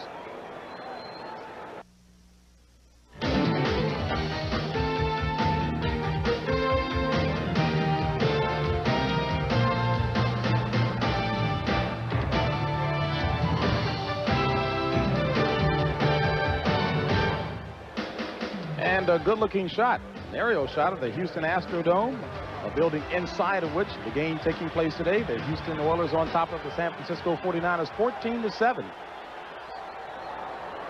First and 10. Oilers at their own 28.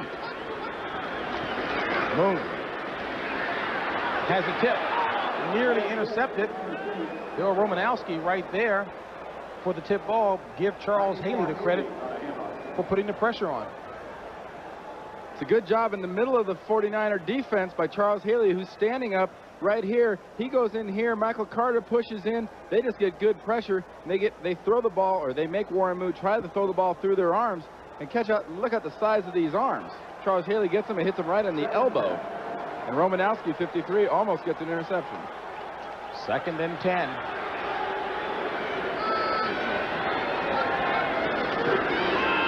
Inside handoff to Lorenzo White. White, first down. Flag on the play as Lorenzo White takes it across the 40 to about the 44. But there is a flag back near the line of scrimmage. I don't know where that flag went down. That's holding against an offensive lineman somewhere. 74 of the offense, 10 yards, still second down. As I said, as we look at Jack Pardee, some things just don't leave you. I tell you, that is a bad time as an offense in general to get that sort of a play. It's one thing when you do it on an incompletion, but Bruce Matthews has got to feel just a little bit sick about getting it on a big play. There's Matthews here, second from the left, the right guard going here, and he's going to be going against Pierce Holt, a guy they're very, very concerned. The Oilers are very concerned with. He seemed to sort of fend him off and push him. I want to tell you, if they thought that was holding, they must have been calling it downfield when he was on Romanowski, because he didn't hold Holt. From the 18 on second and 20. Moon throws it complete to White. And White dropped by Romanowski. It's going to be about 5 yards shy of the first down marker. Lorenzo White is a back with great explosion, good speed, and he's got really, really elusive moves. But he says, my moves and my shaking and my trying to evade people sometimes gets me in trouble. He's had some big fumbles in his career, probably the largest being in last year's AFC wildcard game against Pittsburgh. Houston seemed to be on their way to a victory. He laid the ball on the ground. Basically, that play cost the Oilers going further last year in the playoffs. 3rd and 5 from the 34. Moon throws it incomplete in the direction of Drew Hill. And Hayward Jeffries was also underneath. It'll bring up a punting situation for the Oilers. The 49er defenders seem to be just a little bit closer to the Oiler receivers and are just getting a little bit more and more aggressive as this half goes on. Houston has to keep their patience, like I mentioned, and keep their poise. The Niners are starting to tighten the screws on this offense. Now's crunch time for the offense. How do you react when a good team has got you down and is starting to come after you? You still got a 7-point lead. Greg Montgomery on to punt. John Taylor back for the 49ers. Low.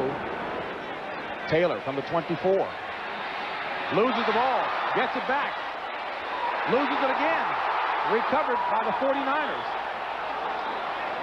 A 42-yard punt.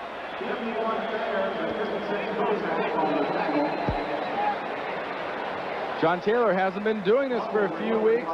No excuse for this. He just has poor control of the ball. Not only does he do it once, he gets hit and just drops it again. And luckily for him, last year's #1 pick, Keith DeLong, is right there to make up the difference. And there's the guy for the Niners that can make up a lot of differences, Joe Montana. San Francisco 1st and 10 from its own 22.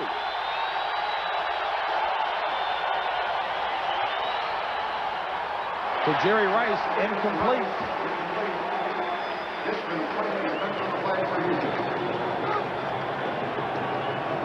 This telecast is presented by authority of the National Football League and is intended for the private use of our audience. Any rebroadcast or other use of this telecast without the express written consent of the Houston Oilers and the National Football League is prohibited. All right, Randy. 2nd and 10. We talk about the 49ers and their road winning streak. 6 of the 12 games on the road the Niners have trailed at halftime have come back to win. They're used to coming back on the road. Play action. Montana going up top to John Taylor. Touchdown, San Francisco. A 78-yard pass play from Montana to Taylor. And Chris Dishman, the man beaten. I don't know if Chris Dishman fell down, forgot, or dropped his coverage, but John Taylor was all by himself as he crossed the field.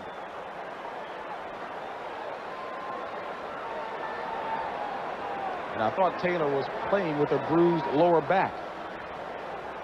Well, obviously his pain stops at his lower back and doesn't get down into his legs. Because once he caught that ball, he was gone. Pointing to his elbow, he's got a little bit of a ding. He's wearing these, looks like different types of elbow pads, and a lot of the times these backs and receivers wear those pads, they can make the ball more slippery. And the ball pops out. Kofor on for the point after.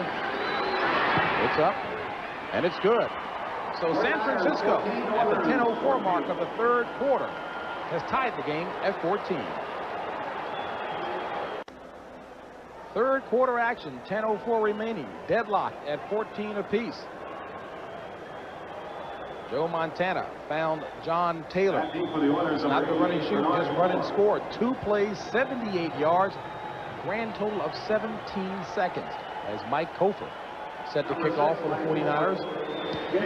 Bernard Ford, the deep man for the Oilers. And he takes it at the 9. Up to the 30.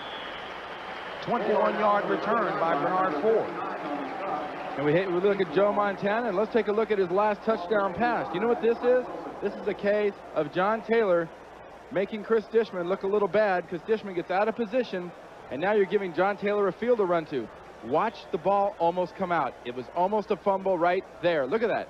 And that, like I mentioned earlier, are those new elbow pads. They're a little bit slick. They're a little slippery. He's not concentrating. Look at that. He almost dropped it. I remember years ago in a wild card playoff game playing the Giants, Jerry Rice dropped one almost identical to that also would have been either a long play or a touchdown. From the 30, 1st and 10 for the Oilers. White. Across the 35. The 40. First down by 2 yards. Lorenzo White. 13-yard gallop. Chet Brooks on the stop. Houston is being patient, and they're staying with what they intended to do at the beginning of the day, and that's run the ball. Good job by the offensive line of the Houston Oilers, staying on their guys. White just gets into the backfield and continues the running attack of the Oilers. It hasn't been impressive, but it has been effective. They got to be patient enough to stay with that run and keep the ball away from the 49er offense. From the 43, on first down, Moon, incomplete. Nearly intercepted by Ronnie Lott. The intended receiver was Hayward Jeffries. Both of those catches would have been very difficult. Jeffries was diving, he was stretched out, the ball glanced off his hands, and Ronnie Lott, it really looked to surprise him. He looked like he was filling more to make a big hit than to intercept, and next thing he knew, the ball was down around his ankles. Tampa Bay on top of Dallas and Minnesota. Minnesota only 8-8 with Herschel Walker. They were 11-5 in the 16 games prior to Walker's arrival. 2nd and 10. White, the lone back. No flags on the play. Moon to Drew Hill, complete for the first down.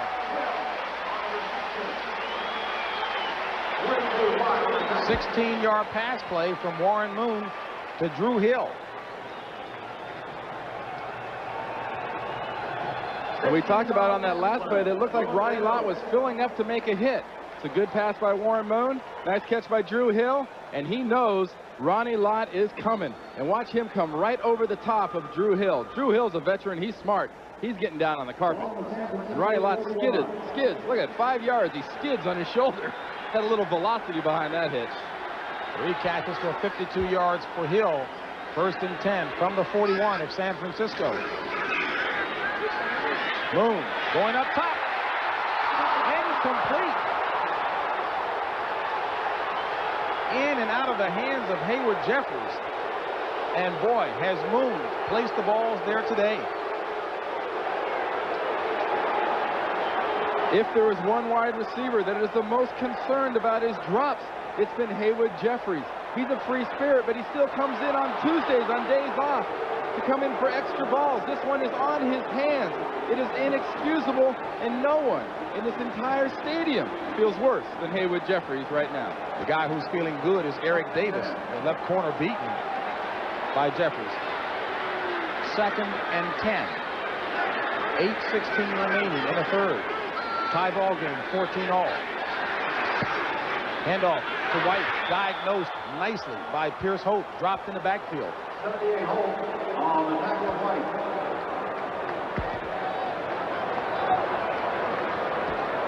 Loss of 5 on the play.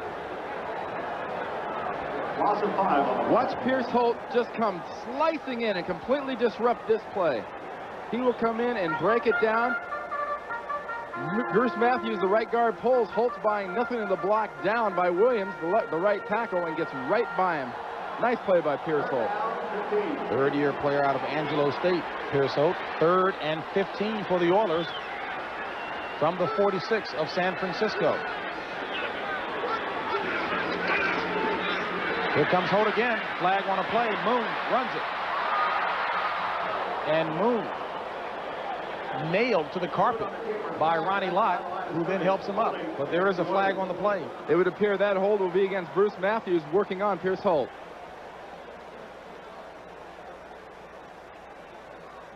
Well, you wouldn't have known by the way Ronnie Lott was about to hit Moon that they are good friends. Who better to take a good shot at and put a hurt on than a good buddy? Well, this isn't a hard decision. You want him to get a chance to punt or what? Jerry Austin trying to do a little housekeeping here. The Niners know Zendejas is no threat from 50-plus yards. They'd be punting if they decline it. And Jack Pardee is well aware of the kicking difficulties. Holding number 78 of the offense. The penalty is declined. 4th down. That's Don Maggs, 4th-year player out of Tulane. Now watch Lott come from the right, number 42. You think Warren Moon saw him coming? Lott gets that look in his eyes. He makes Mike Singletary look like a kindergarten student when he gets that vicious look in his eye when he starts coming after you. So Warren Moon is still on the field. And on 4th down, the Oilers are going to go for it. They've got 6 yards to go for the 1st down.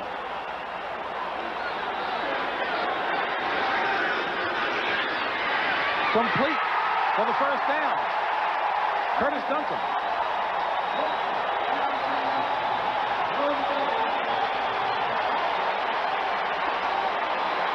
What a show of confidence by Jack Pardee and his offense, and specifically in his receivers. They've had drops in the last few weeks.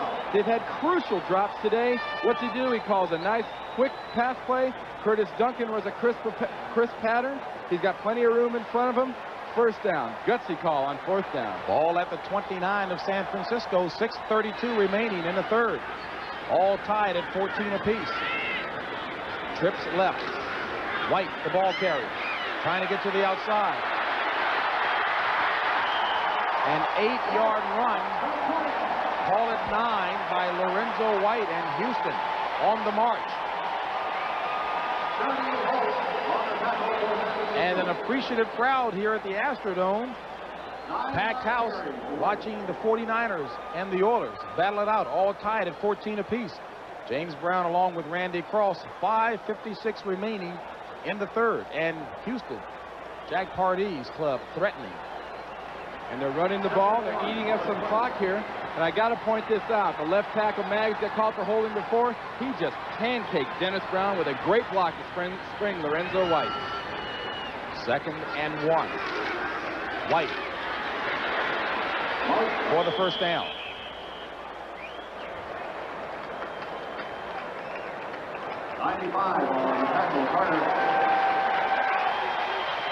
It was Houston on the opening drive, culminating a long march with a 1-yard run by Moon. Then Moon found Drew Hill, 30-yard strike. They went up 14-0. Joe Montana comes back and finds Jerry Rice for a 6-yard score.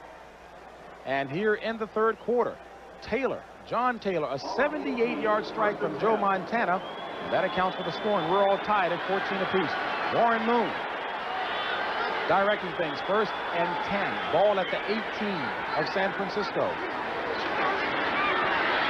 Going for Duncan. Incomplete as Johnny Jackson will make that Dave Waymer. Tight covers, draped him like a cheap suit. Timing and execution in the run and shoot offense down in the red zone inside the 20 is very, very key. They had good timing, they had good execution, and a good play by Dave Waymer. He was right there, had his arm inside Duncan's arm. That wasn't pass interference. That was a fine play by Dave Waymer. And he's a guy that frustrated the 49ers for years when he was playing with the New Orleans Saints. He's not flashy. He just gets to the spots that affect plays. He can drive a quarterback nuts. 2nd and 10. 10th play of this drive.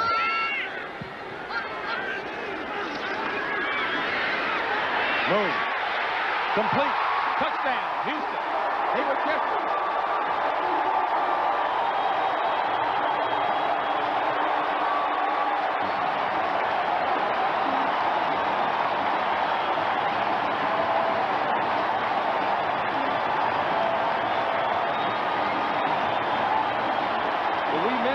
Jeffries dropped that long pass earlier in this drive that he had beaten Eric Davis, the rookie, number 25. Well, Mr. Davis had a little something put on him that in the business is referred to as being toast, because he is going to be burned right here by Jeffries. Trailing him badly. Touchdown, Houston. Zendejas, after a high snap, converts the point after. And the Oilers move out in front by a touchdown.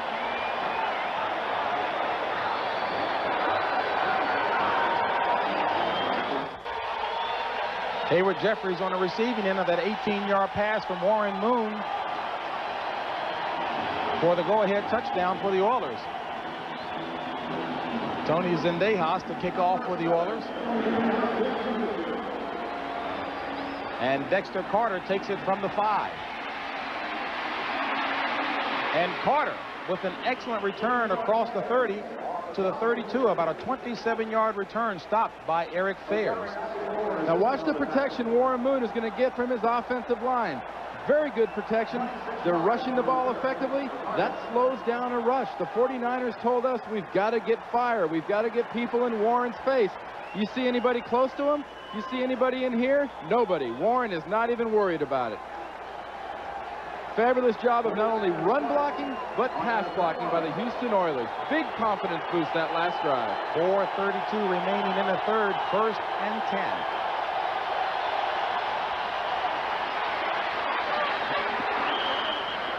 Complete to Jerry Rice to the right sideline. 7-yard pass play will bring up a 2nd and 3. And a play like that is a good reminder not only to the Oilers, but the Oiler crowd. You don't celebrate too soon or too fast against the San Francisco 49ers. They know how to come back in a flash, as Chris Dishman and the Oilers learned earlier when John Taylor went 78 yards for their 2nd touchdown. And as Joe Montana has shown throughout his 12-year career. 2nd and 3. Craig, 1st down.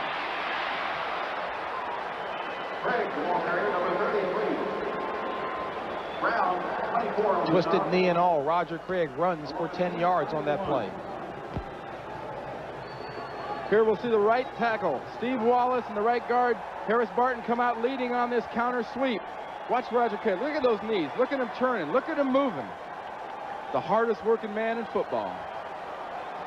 And Roger Craig limping off. Talk about playing hurt. 1st and 10. From the 48. Montana. Nearly intercepted. Knocked down by Richard Johnson. And Richard Johnson has made quite a few key plays today. I see them attacking and picking on Chris Dishman, number 28, on the other side. Look for them to go back there more often. Dave Waymer playing a little ice pack, necessary for a veteran. And just watch the end of this play at the way Richard Johnson comes in here and nearly snares himself an interception. Concentrating. You know, defensive backs are just as good athletes as wide receivers, but obviously they don't all have quite as good a hands as wide receivers. From their own 48, San Francisco, 2nd and 10. Montana complete to Craig. And Craig battling his way up near the first down marker. Looks to be a little shy, about a half a yard. We saw Roger Craig after his last run come off the field briefly to kind of rest, and he had a little bit of a limp in his gait. And I can tell you from personal experience, when you get a little ding in your knee, really the worst thing you can do is get out and rest for an extended period of time, because that swelling gets in there, things fill up, and it feels worse. Roger's better off here just running. The spot of the ball will make it 2 yards to go for the first down. 3rd and 2. Ball at the 44 of Houston. Rice. Terry Kennard on the tackle, but it looks like he tackled him at the necessary yardage needed. Close enough for a measurement. And we mentioned a while back that the thing missing so far from the 49er offense this year was kind of the tricks and the gadgets. Jerry Rice was lined up at sort of what looked like a near tight end almost in the short yardage offense, and came around, just worked him on a sweep, almost a reverse. If you looked at the eyes of Joe Montana on that play, he seems very comfortable that the first down is a foregone conclusion.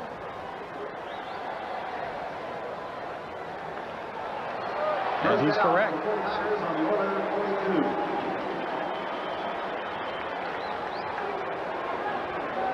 Well, it's 3rd and 2, and one of the things that's made the Niners offense so tough is they keep teams looking. Look at Jerry Rice's eyes. He's looking in at the quarterback. He's anxious. He wants the ball. It's 3rd and 2. You going to run? Nah. Harris Barton, the right guard, comes out, leads him on a sweep. Not even a reverse. That was a sweep by Harris Barton. And Jerry Rice, who had the ball. 2 minutes remaining in the 3rd. 1st and 10 from the 42 of Houston. Loose ball. It looks like Houston's recovered. And they did.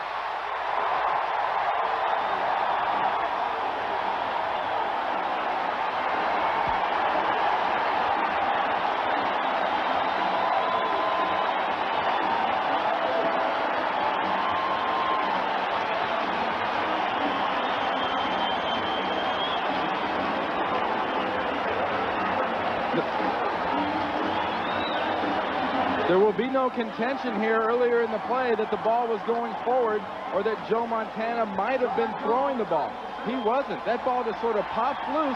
It hits Bubba Paris, number 77, the left tackle, in the back, but Bubba doesn't even know it. You wear so many pads and you're that big, a little thing like a football hitting you is not going to bother you. Where it bounces off Childress, then it hits Bubba Paris. Bubba doesn't know where it is. He hears people screaming. Meade jumps on it, he can't get it. Finally, Sean Jones, big number 96, crawls down to the bottom of the pile and comes up with the ball. Now look, the ball just comes loose. I believe that was Johnny Meade, number 91, coming around Bubba Paris and causing that fumble. Ball at the 41 of San Francisco. Houston, 1st and 10.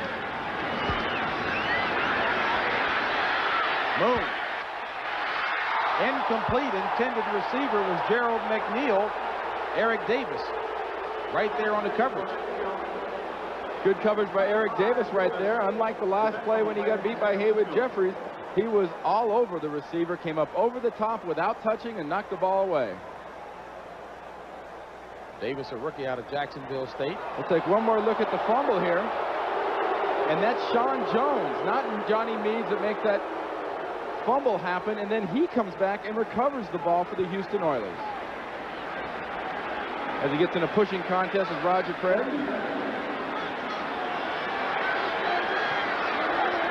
Second and 10. White. And Lorenzo White ahead for 4. Bring up a 3rd and 6. 1:29 and counting remaining in the 3rd quarter of play. Oilers on top, 21-14.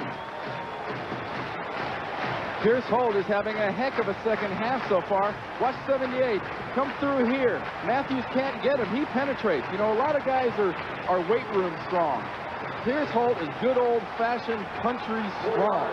He's been strong since he was a little baby. He was strong in the 3rd grade, and he'll be strong till he's about 90. Country strong. 3rd and 6 from the 37. Under a minute to play. Flag on a play. Incomplete. Don Griffin batted that one down. There is a flag on the play. As has happened almost throughout this entire game, Warren Moon's cadence is really bothering the front line of the San Francisco 49ers.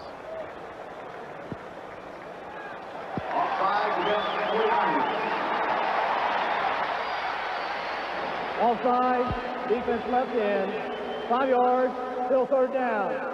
We'll make it a 3rd and 1, Randy. When they don't attribute a number, that usually means there were so many guys offside, they don't want to really blame it on any one guy.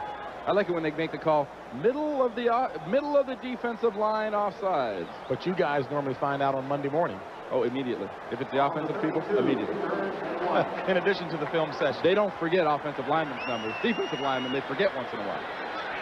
3rd and 1 from the 32 of San Francisco. 50 seconds remaining in the 3rd. Play action. And Moon was in the grasp. Give the credit to Charles Haley, who diagnosed that play. And that's a sack. 4th sack of the season for Charles Haley. Like all great defensive pass rushers, Charles Haley may not get there early, but he's going to get there.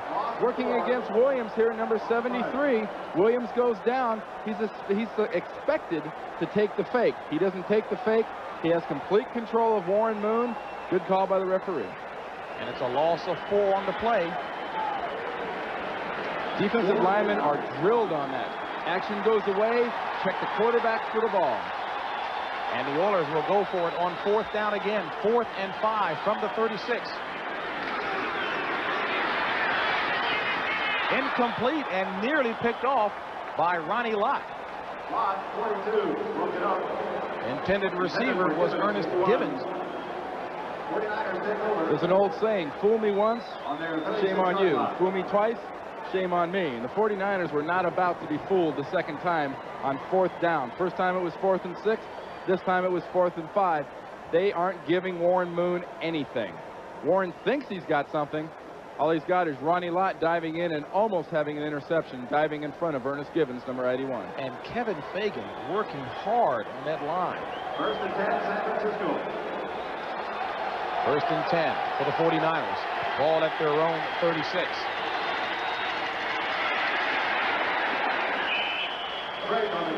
Roger Craig, the ball carrier. Well, that's the end of the 3rd quarter with the score. Houston 21, San Francisco 14. All coverage will continue after this message from your local station. You're watching the NFL on CBS. Start of the 4th quarter here in Houston, Texas. Good ball game. Houston on top by a touchdown.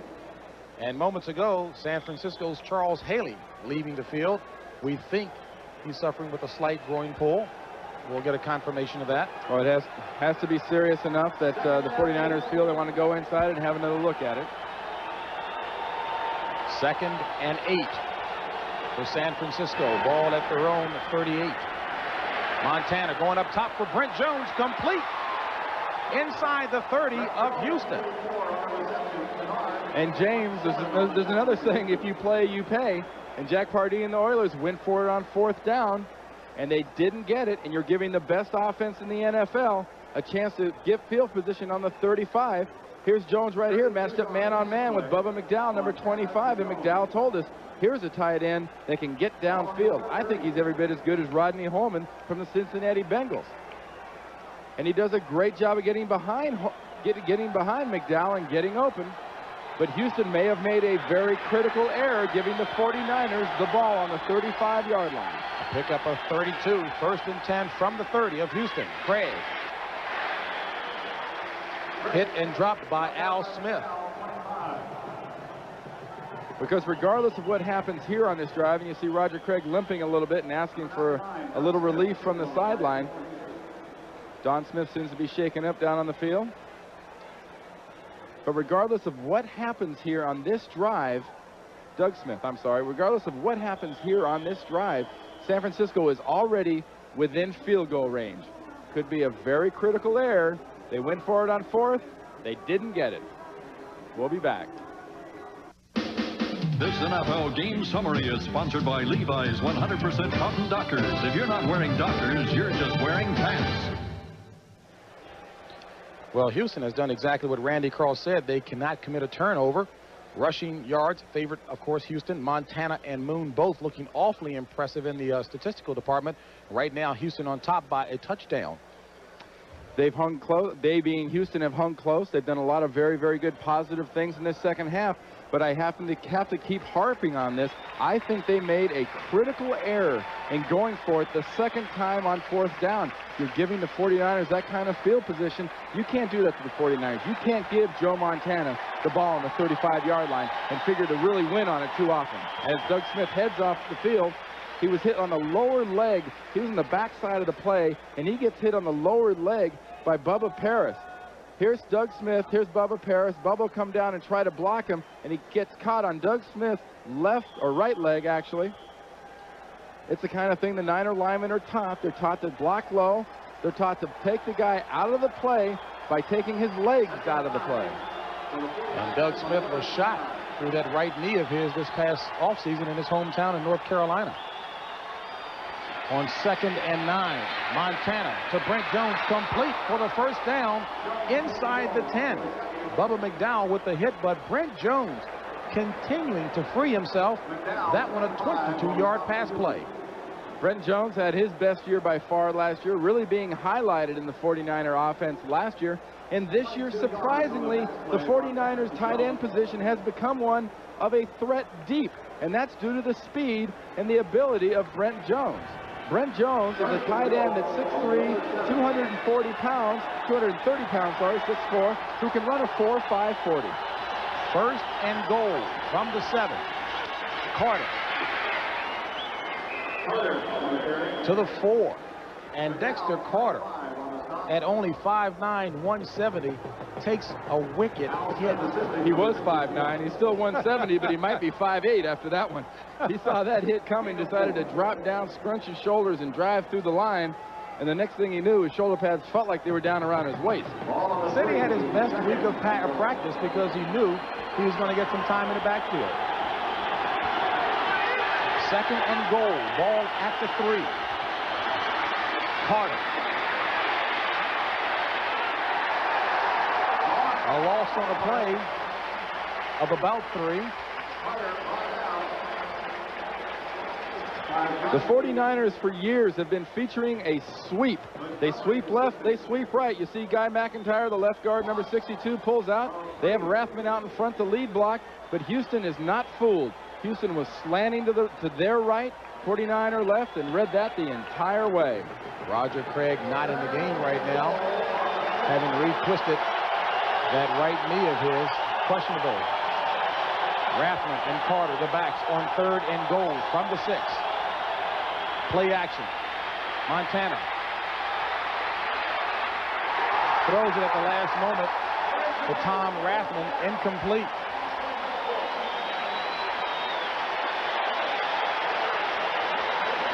And Montana with a show of excitement on that play.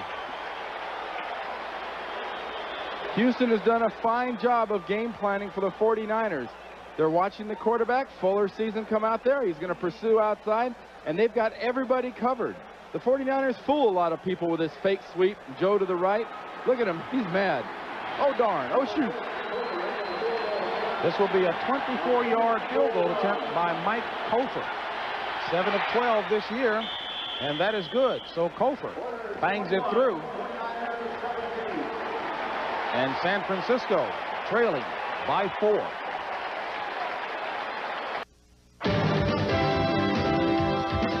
CBS Sports coverage of the National Football League is sponsored by Mercedes-Benz, engineered like no other car in the world. Today's Duracell, the copper top battery. And by America's favorite light beer, Miller Lite, the sole sponsor of the NFL Player of the Year Award. No perspiration on the forehead of George Seifert. He takes a look at his 49ers, who trailed 21-17. Mike Cofer kicking off. And the deep man, Bernard Ford, takes it in the end zone, touchback, and will bring it out to the 20. Next Sunday here at CBS, of course, we always get started with the last word, the NFL Today. That gets started at 12:30 Eastern Time, and that'll be followed by doubleheader action. San Francisco at Atlanta, Green Bay at Tampa Bay, Detroit at Kansas City. And the second half of the doubleheader, many of you will see the New York Giants take on the Redskins at Washington and Dallas at Phoenix.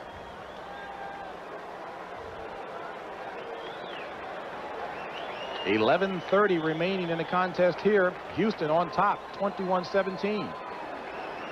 And Houston's got to look to do what they did on the last drive, that they had the ball. They've got to run the ball effectively, not take big chances with the passing game, and eat up some of this clock and keep it away from Joe Montana. Alan Pinkett, the lone back on first down. And Moon in the grasp of Pierce Holt. Loss of 3 on the play, and Pierce Holt with the sack.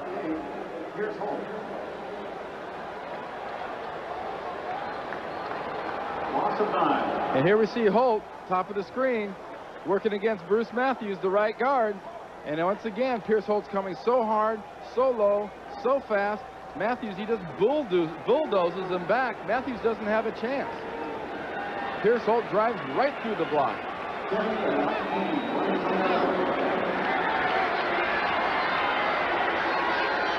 Second down from the 11.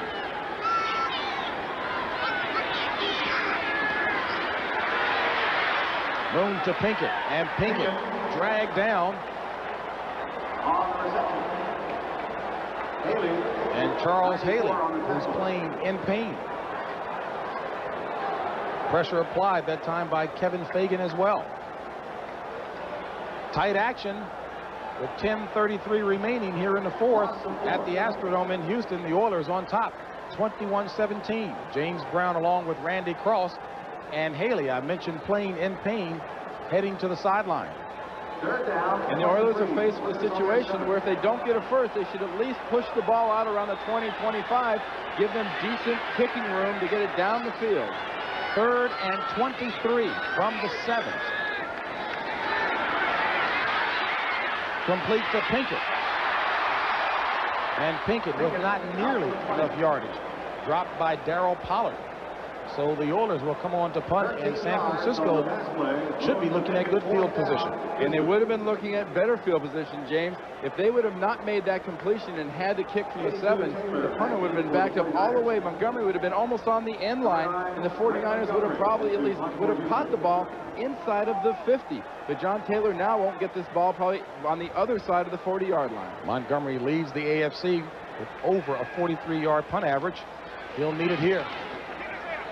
And he pushes Taylor back, a beauty, from the 27. And Taylor runs out of bounds and is hit hard by Bo Orlando. A 53-yard punt, 8-yard return, 4.3 hang time. Working to be the best they can be. Teammates, sponsored by the U.S. Army. When the New Orleans Saints need points, Coach Jim Mora knows where to get them. During his career, Morton Anderson, one of the game's all-time most accurate kickers, has averaged well over 100 points per year. In 1989, running back Dalton Hilliard racked up a team record 18 TDs. Together as teammates, Hilliard and Anderson scored more than half of New Orleans' points last season and made the Saints the best they can be. If the Iraqis you'll meet tonight on 60 Minutes get to do what they want to do, we could pull out of the Gulf Monday morning. What do they want to do? Kill Saddam Hussein. 60 Minutes tonight on CBS, and tonight at 8 o'clock Eastern Time, it's Game 2 of the American League Championship Series coming to you live from Boston's Fenway Park. Right here, back to live action. 1st and 10 from the 36 for San Francisco. 9:18 remaining in the game. Montana out of the pocket, throws it complete to Rathman. And Rathman run out of bounds at the 40. A 4-yard pickup on the play will bring up a 2nd and 6. We talked about earlier on the NFL Today that Big Bubba Paris, number 77, was hurt. Had a little bit of a pulled hamstring from a race with Steve Wallace. His mobility is a little limited. He's not moving quite as good as he'd like to. His holding hasn't been affected. His leg whipping hasn't been affected.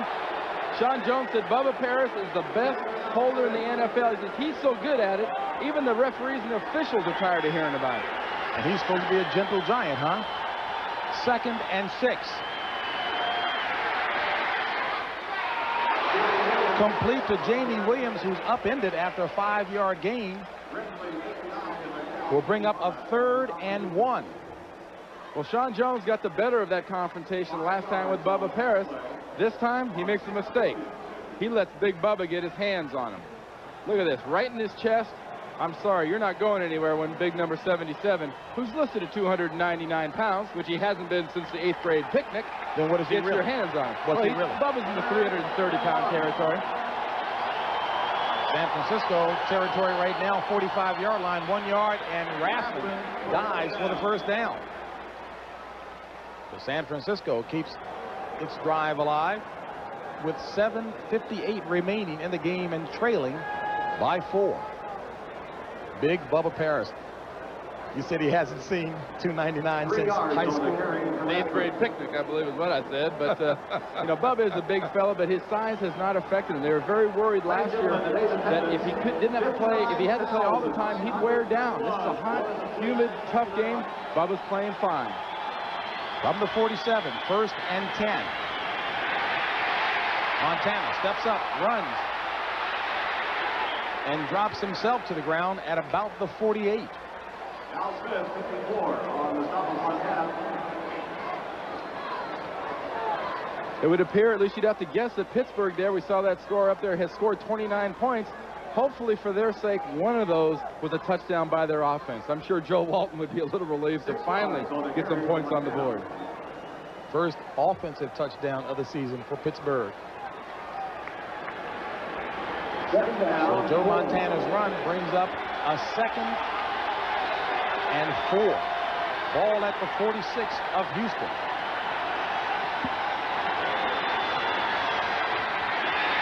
Montana gets rid of it in a hurry as he had to. William Fuller in there applying the pressure and got a little help from Ezra Johnson as Montana still on the ground. I'm sorry, folks. You think Mike Tyson's tough? You think Buster Douglas is tough? This guy's got him ball beat as far as I'm concerned. I've never seen a guy take bigger hits, bigger cracks, and he'll bounce right up. The only one he never really came back up from was when Jim Burt hit him at the Meadowlands at one time. But watch at the very end, the shoulder right into the stomach, right into the ribs, and Joe arrests for a play, which brings Steve Young, number 8, in at quarterback. So Steve Young in to call the plays. Miscommunication on the snap, live ball. And it appears that the 49ers do get it back.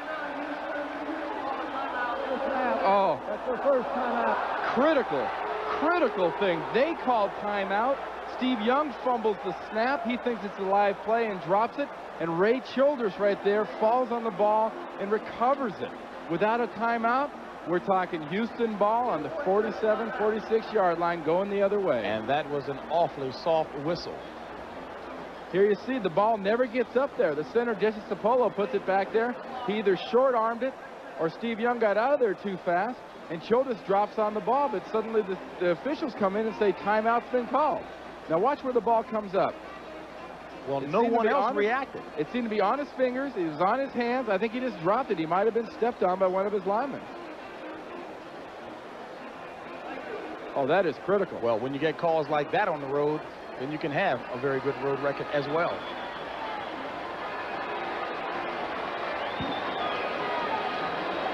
So Joe Montana apparently has shaken the cobwebs and is back in action. So you get a second-string quarterback comes in like that. He's very, very nervous. He wants to get back, get the ball, get that first down, and get out of the game. He knows Joe won't be in there long. 3rd and 4. Complete for the first down to John Taylor, and more room. Touchdown, San Francisco, a 46-yard play from Montana to John Taylor.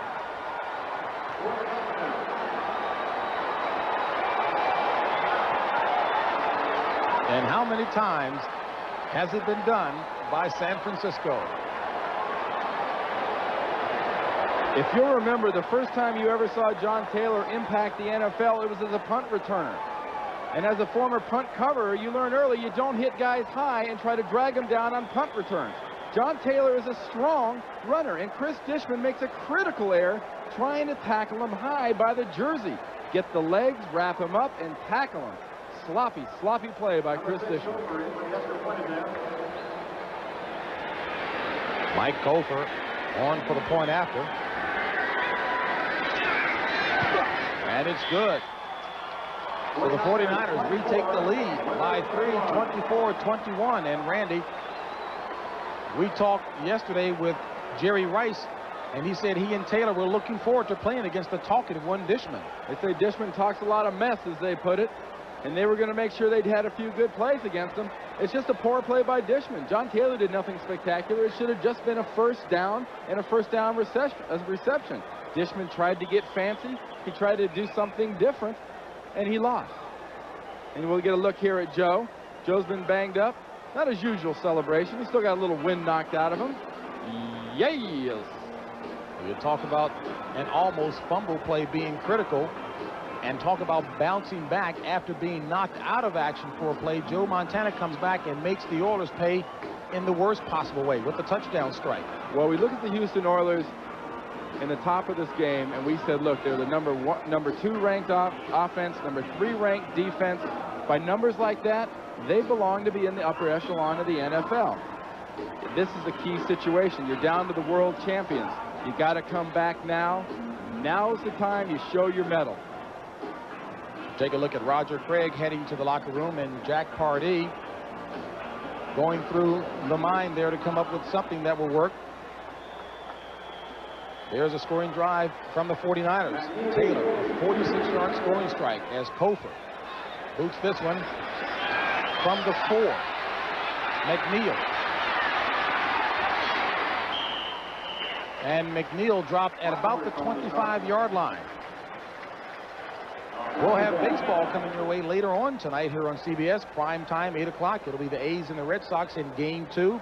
Red Sox unraveled in the 8th inning as the A's scored 7 runs. And don't forget tomorrow, I guess I'll be heading out to Pittsburgh for Game 3. The Cincinnati Reds, Pittsburgh Pirates series all tied at 1 apiece. Warren Moon on to lead the Chargers. To take a look at San Francisco, in the first quarter, San Francisco had the ball only 4 minutes and 28 seconds. They have definitely controlled things here from that point forward.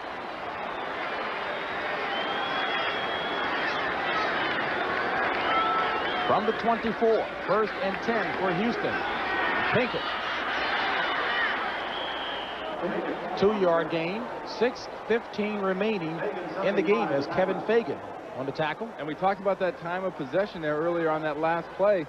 That is the kind of thing we're seeing now in the NFL, is the 49ers style of ball control offense. It used to be 3 yards in a cloud of dust.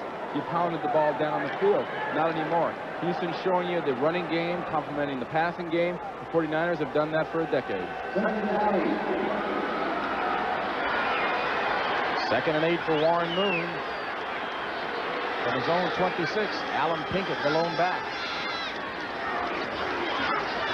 To Givens, complete. And Givens ridden down by Don Griffin. 4-yard pass play. Bring up a 3rd and 4. 4 yards on the pass play. This is a critical situation for Houston Oilers if they want to stay in this ball game. They have got to get a first down here. I believe the 49ers have the ability, if they can make Houston punt, to run a lot, if not all of this clock completely off and win this ball game. The 49ers have what is referred to as a 4-minute offense built to eat up this much time. And there's 5 minutes remaining in the game. 3rd and 4 from the 30.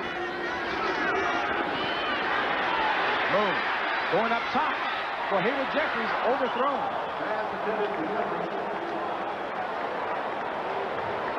Kevin Fagan applying the pressure on Warren Moon.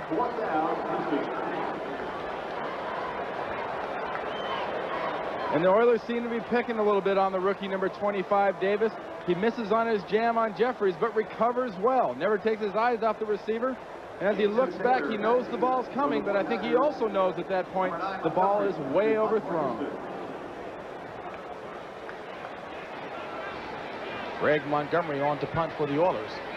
John Taylor, the dangerous one, back for San Francisco. And Taylor pushed back to the 17 and decides to take it out of bounds at the 21. 53-yard punt, 4-yard return. And a back-and-forth ball game, the run and shoot of the Houston Oilers and the just simply potent offense of the San Francisco 49ers. 49ers lead at 24-21.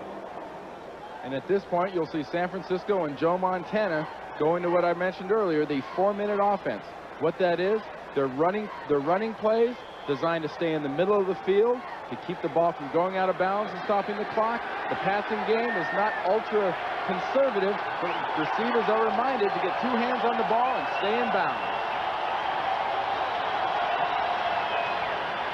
Carter, flag on the play. As Dexter Carter takes it up near the 25.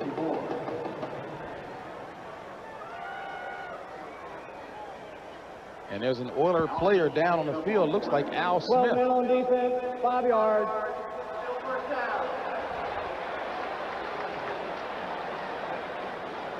The Oilers have been flagged for 12 men on defense on that last play, which will set up a 1st and 5 for the San Francisco 49ers. And Al Smith, who's played himself an excellent ball game for Houston down on the field, 4th-year player out of Utah State, always seems to be in good spirits whenever we talk with him. Oh, exactly. And he's had a great training camp, a good early season, and now that they're in this 4-3 defense, as you've seen today, they're very effective inside against the run. And one of the keys of their effectiveness inside is that triangle with Childress, Doug Smith, and Al Smith as middle linebacker. He's a run-stopping guy. Johnny Meads talked about how the change from the 34 defense to the 43 defense is a real positive as far as he's concerned. Well, as far as the linebackers are concerned, you're looking at just more big linemen to take away blockers. And you see Smith fill the gap right here on Carter. He fills things up, and then everybody else sort of falls on top of him as he gets bent backwards. Well, he leaves the field under his own power, thank goodness.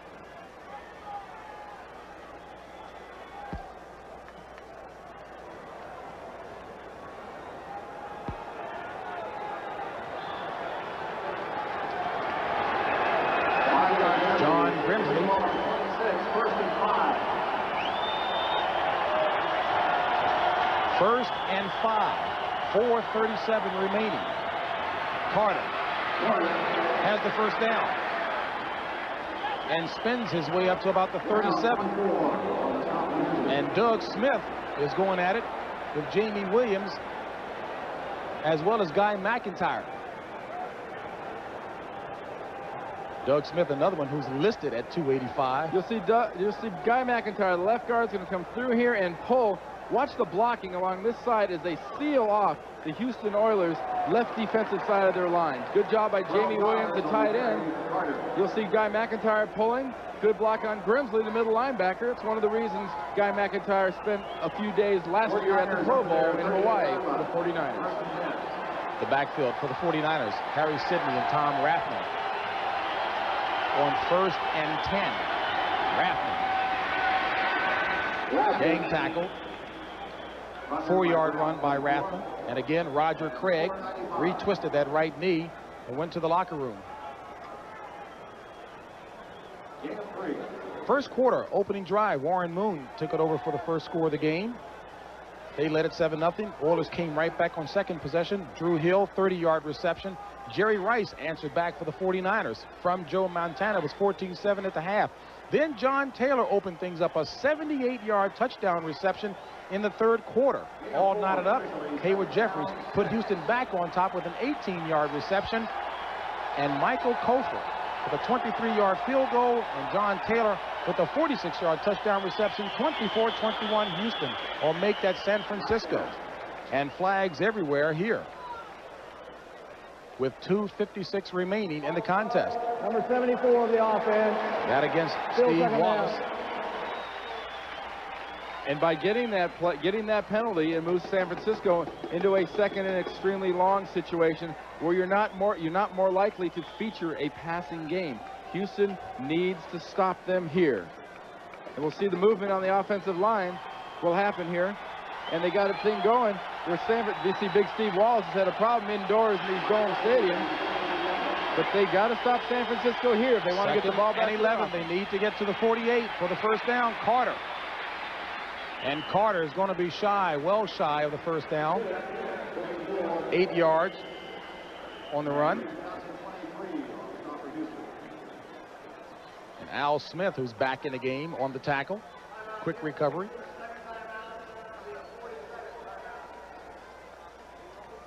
We mentioned at the start of this drive what the Niners want to do is they want to control the ball on the ground. If they have to throw it, they'll throw short passes and they'll keep the receivers inbound to eat up the clock. Timeout called by Houston, leaving them with just one. San Francisco has its full complement of timeouts remaining, 3. 24-21, 2:44 remaining in the fourth quarter. And don't forget, coming up at the conclusion of this game, it'll be the NFL Today post-game show. Greg Gumbel and Terry Bradshaw will bring you up to date on all of today's scores and highlights, as well as a look at baseball's League Championship Series. Speaking of that, Doug Drabek, the Pittsburgh Pirates, as well as Andy Van Slyke, big football fans, as a matter of fact. Drabek wanted to be a football player, and I asked him, what position did you want to play? He had the nerve to say punter. And I know that's very fitting for a baseball player. They should be kickers. 3rd and 3. Rathman, Sidney, the backs. Montana steps up, complete to Rice for the first down.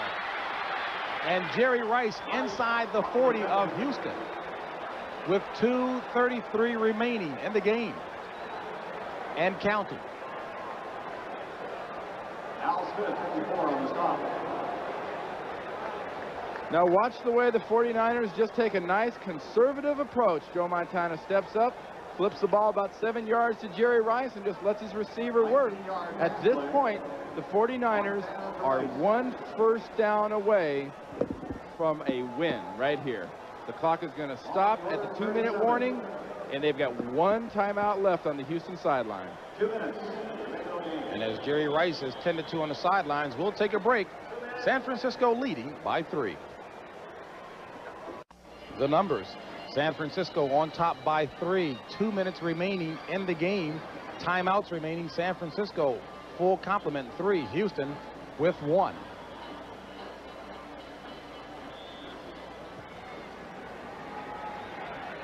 First and 10. San Francisco better away than the best teams at home in the NFL.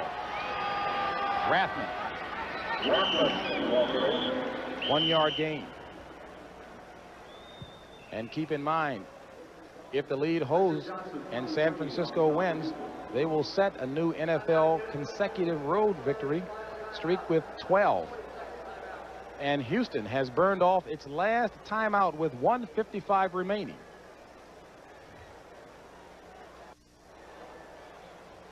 Up at the conclusion of today's game, the NFL Today post-game show with Greg Gumbel and Terry Bradshaw in New York.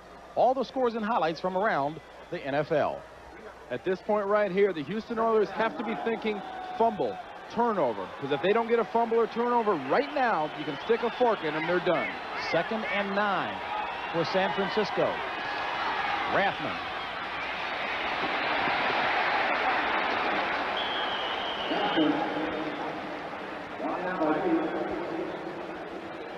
No gain on the play. The coordinating producer of the NFL on CBS is Chuck Milton. This telecast was produced by Bob Monsbach and directed by Kathy Barretto. The NFL was produced by Eric Mann and directed by Duke Struck. Senior producer David Winter, and the executive producer is Ted Shaker. Thanks to Gary Lynn and Steve Kleinfeld, stats and spotter. Roger Craig, playing with pain. The note there for sure. As always, and there's Ronnie Lott, a man that's used to a little bit of pain. And on the end of that last play, we saw Houston, they were tearing at the ball. They were clawing at the arms, trying to get that thing away. They're going after nothing but football here. 3rd and 9, Rathman. Maybe about 4. And with 56 seconds remaining, Houston cannot stop the clock. They have no timeouts remaining. And Montana coolly taking his time. This will be for Houston one of those games, those gallant efforts you look back on and say, you know, we played real good against San Francisco. It was a good effort by us. But hey, you know what? It still goes down as a loss. You take a look at the play clock there. Joe Montana, of course, will allow that to work its way down. A difference of 14 seconds between that and the game clock. And Montana will take the delay of game penalty, not taking any chances. So Joe Montana, who's enjoyed excellent outings against the Houston Oilers, coming into today's game, had thrown for over 800 yards and 7 touchdowns, completing 70% of his passes. Today, 20 of 28, 318 yards and 3 touchdowns.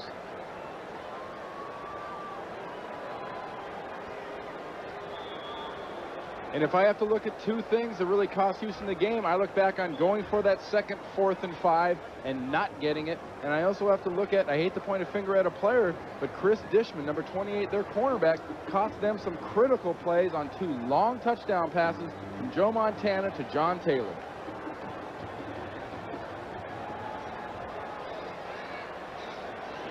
Barry Helton punts it low.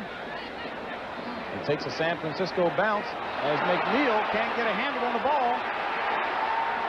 And a touchdown San Francisco. Tom Rathman with 1 second remaining falls on a live ball in the end zone. I believe now will it be ruled a muff? I believe they're going to rule this a muff. They're going to mark it at the point on the field where he first touched the ball and knocked it into the end zone. And an excellent call. When a punt is touched in the field play by the receiving team and the kicker is recovered in the end zone, the kicker hit the ball where the receivers touched it. Therefore, the ball's on the 3-yard line and the game is over. The bottom line of that is that it was a muff and the game is over. So San Francisco sets a new NFL consecutive road win record at 12 straight. As you take a look at what was defined as a muff. Hits the ball on a punt, the ball goes to the receiver, he knocks it into the end zone, the kicking team recovers in the end zone, that ball is marked back where the kick returner originally touched the ball.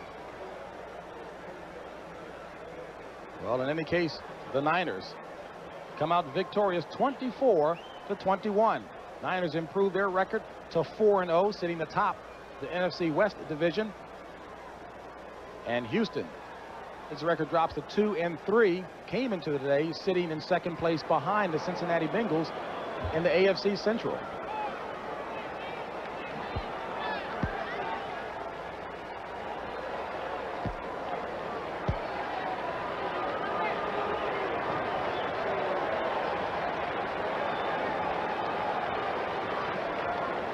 So a tough loss for the Houston Oilers.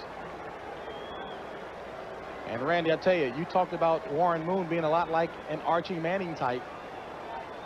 One of the best quarterbacks to play in a losing situation. For Randy Cross, this is James Brown saying so long from the Astrodome, where our final score is San Francisco 24, Houston 21. Coming up next, the NFL Today postgame show. Greg and Terry will bring you up to date on all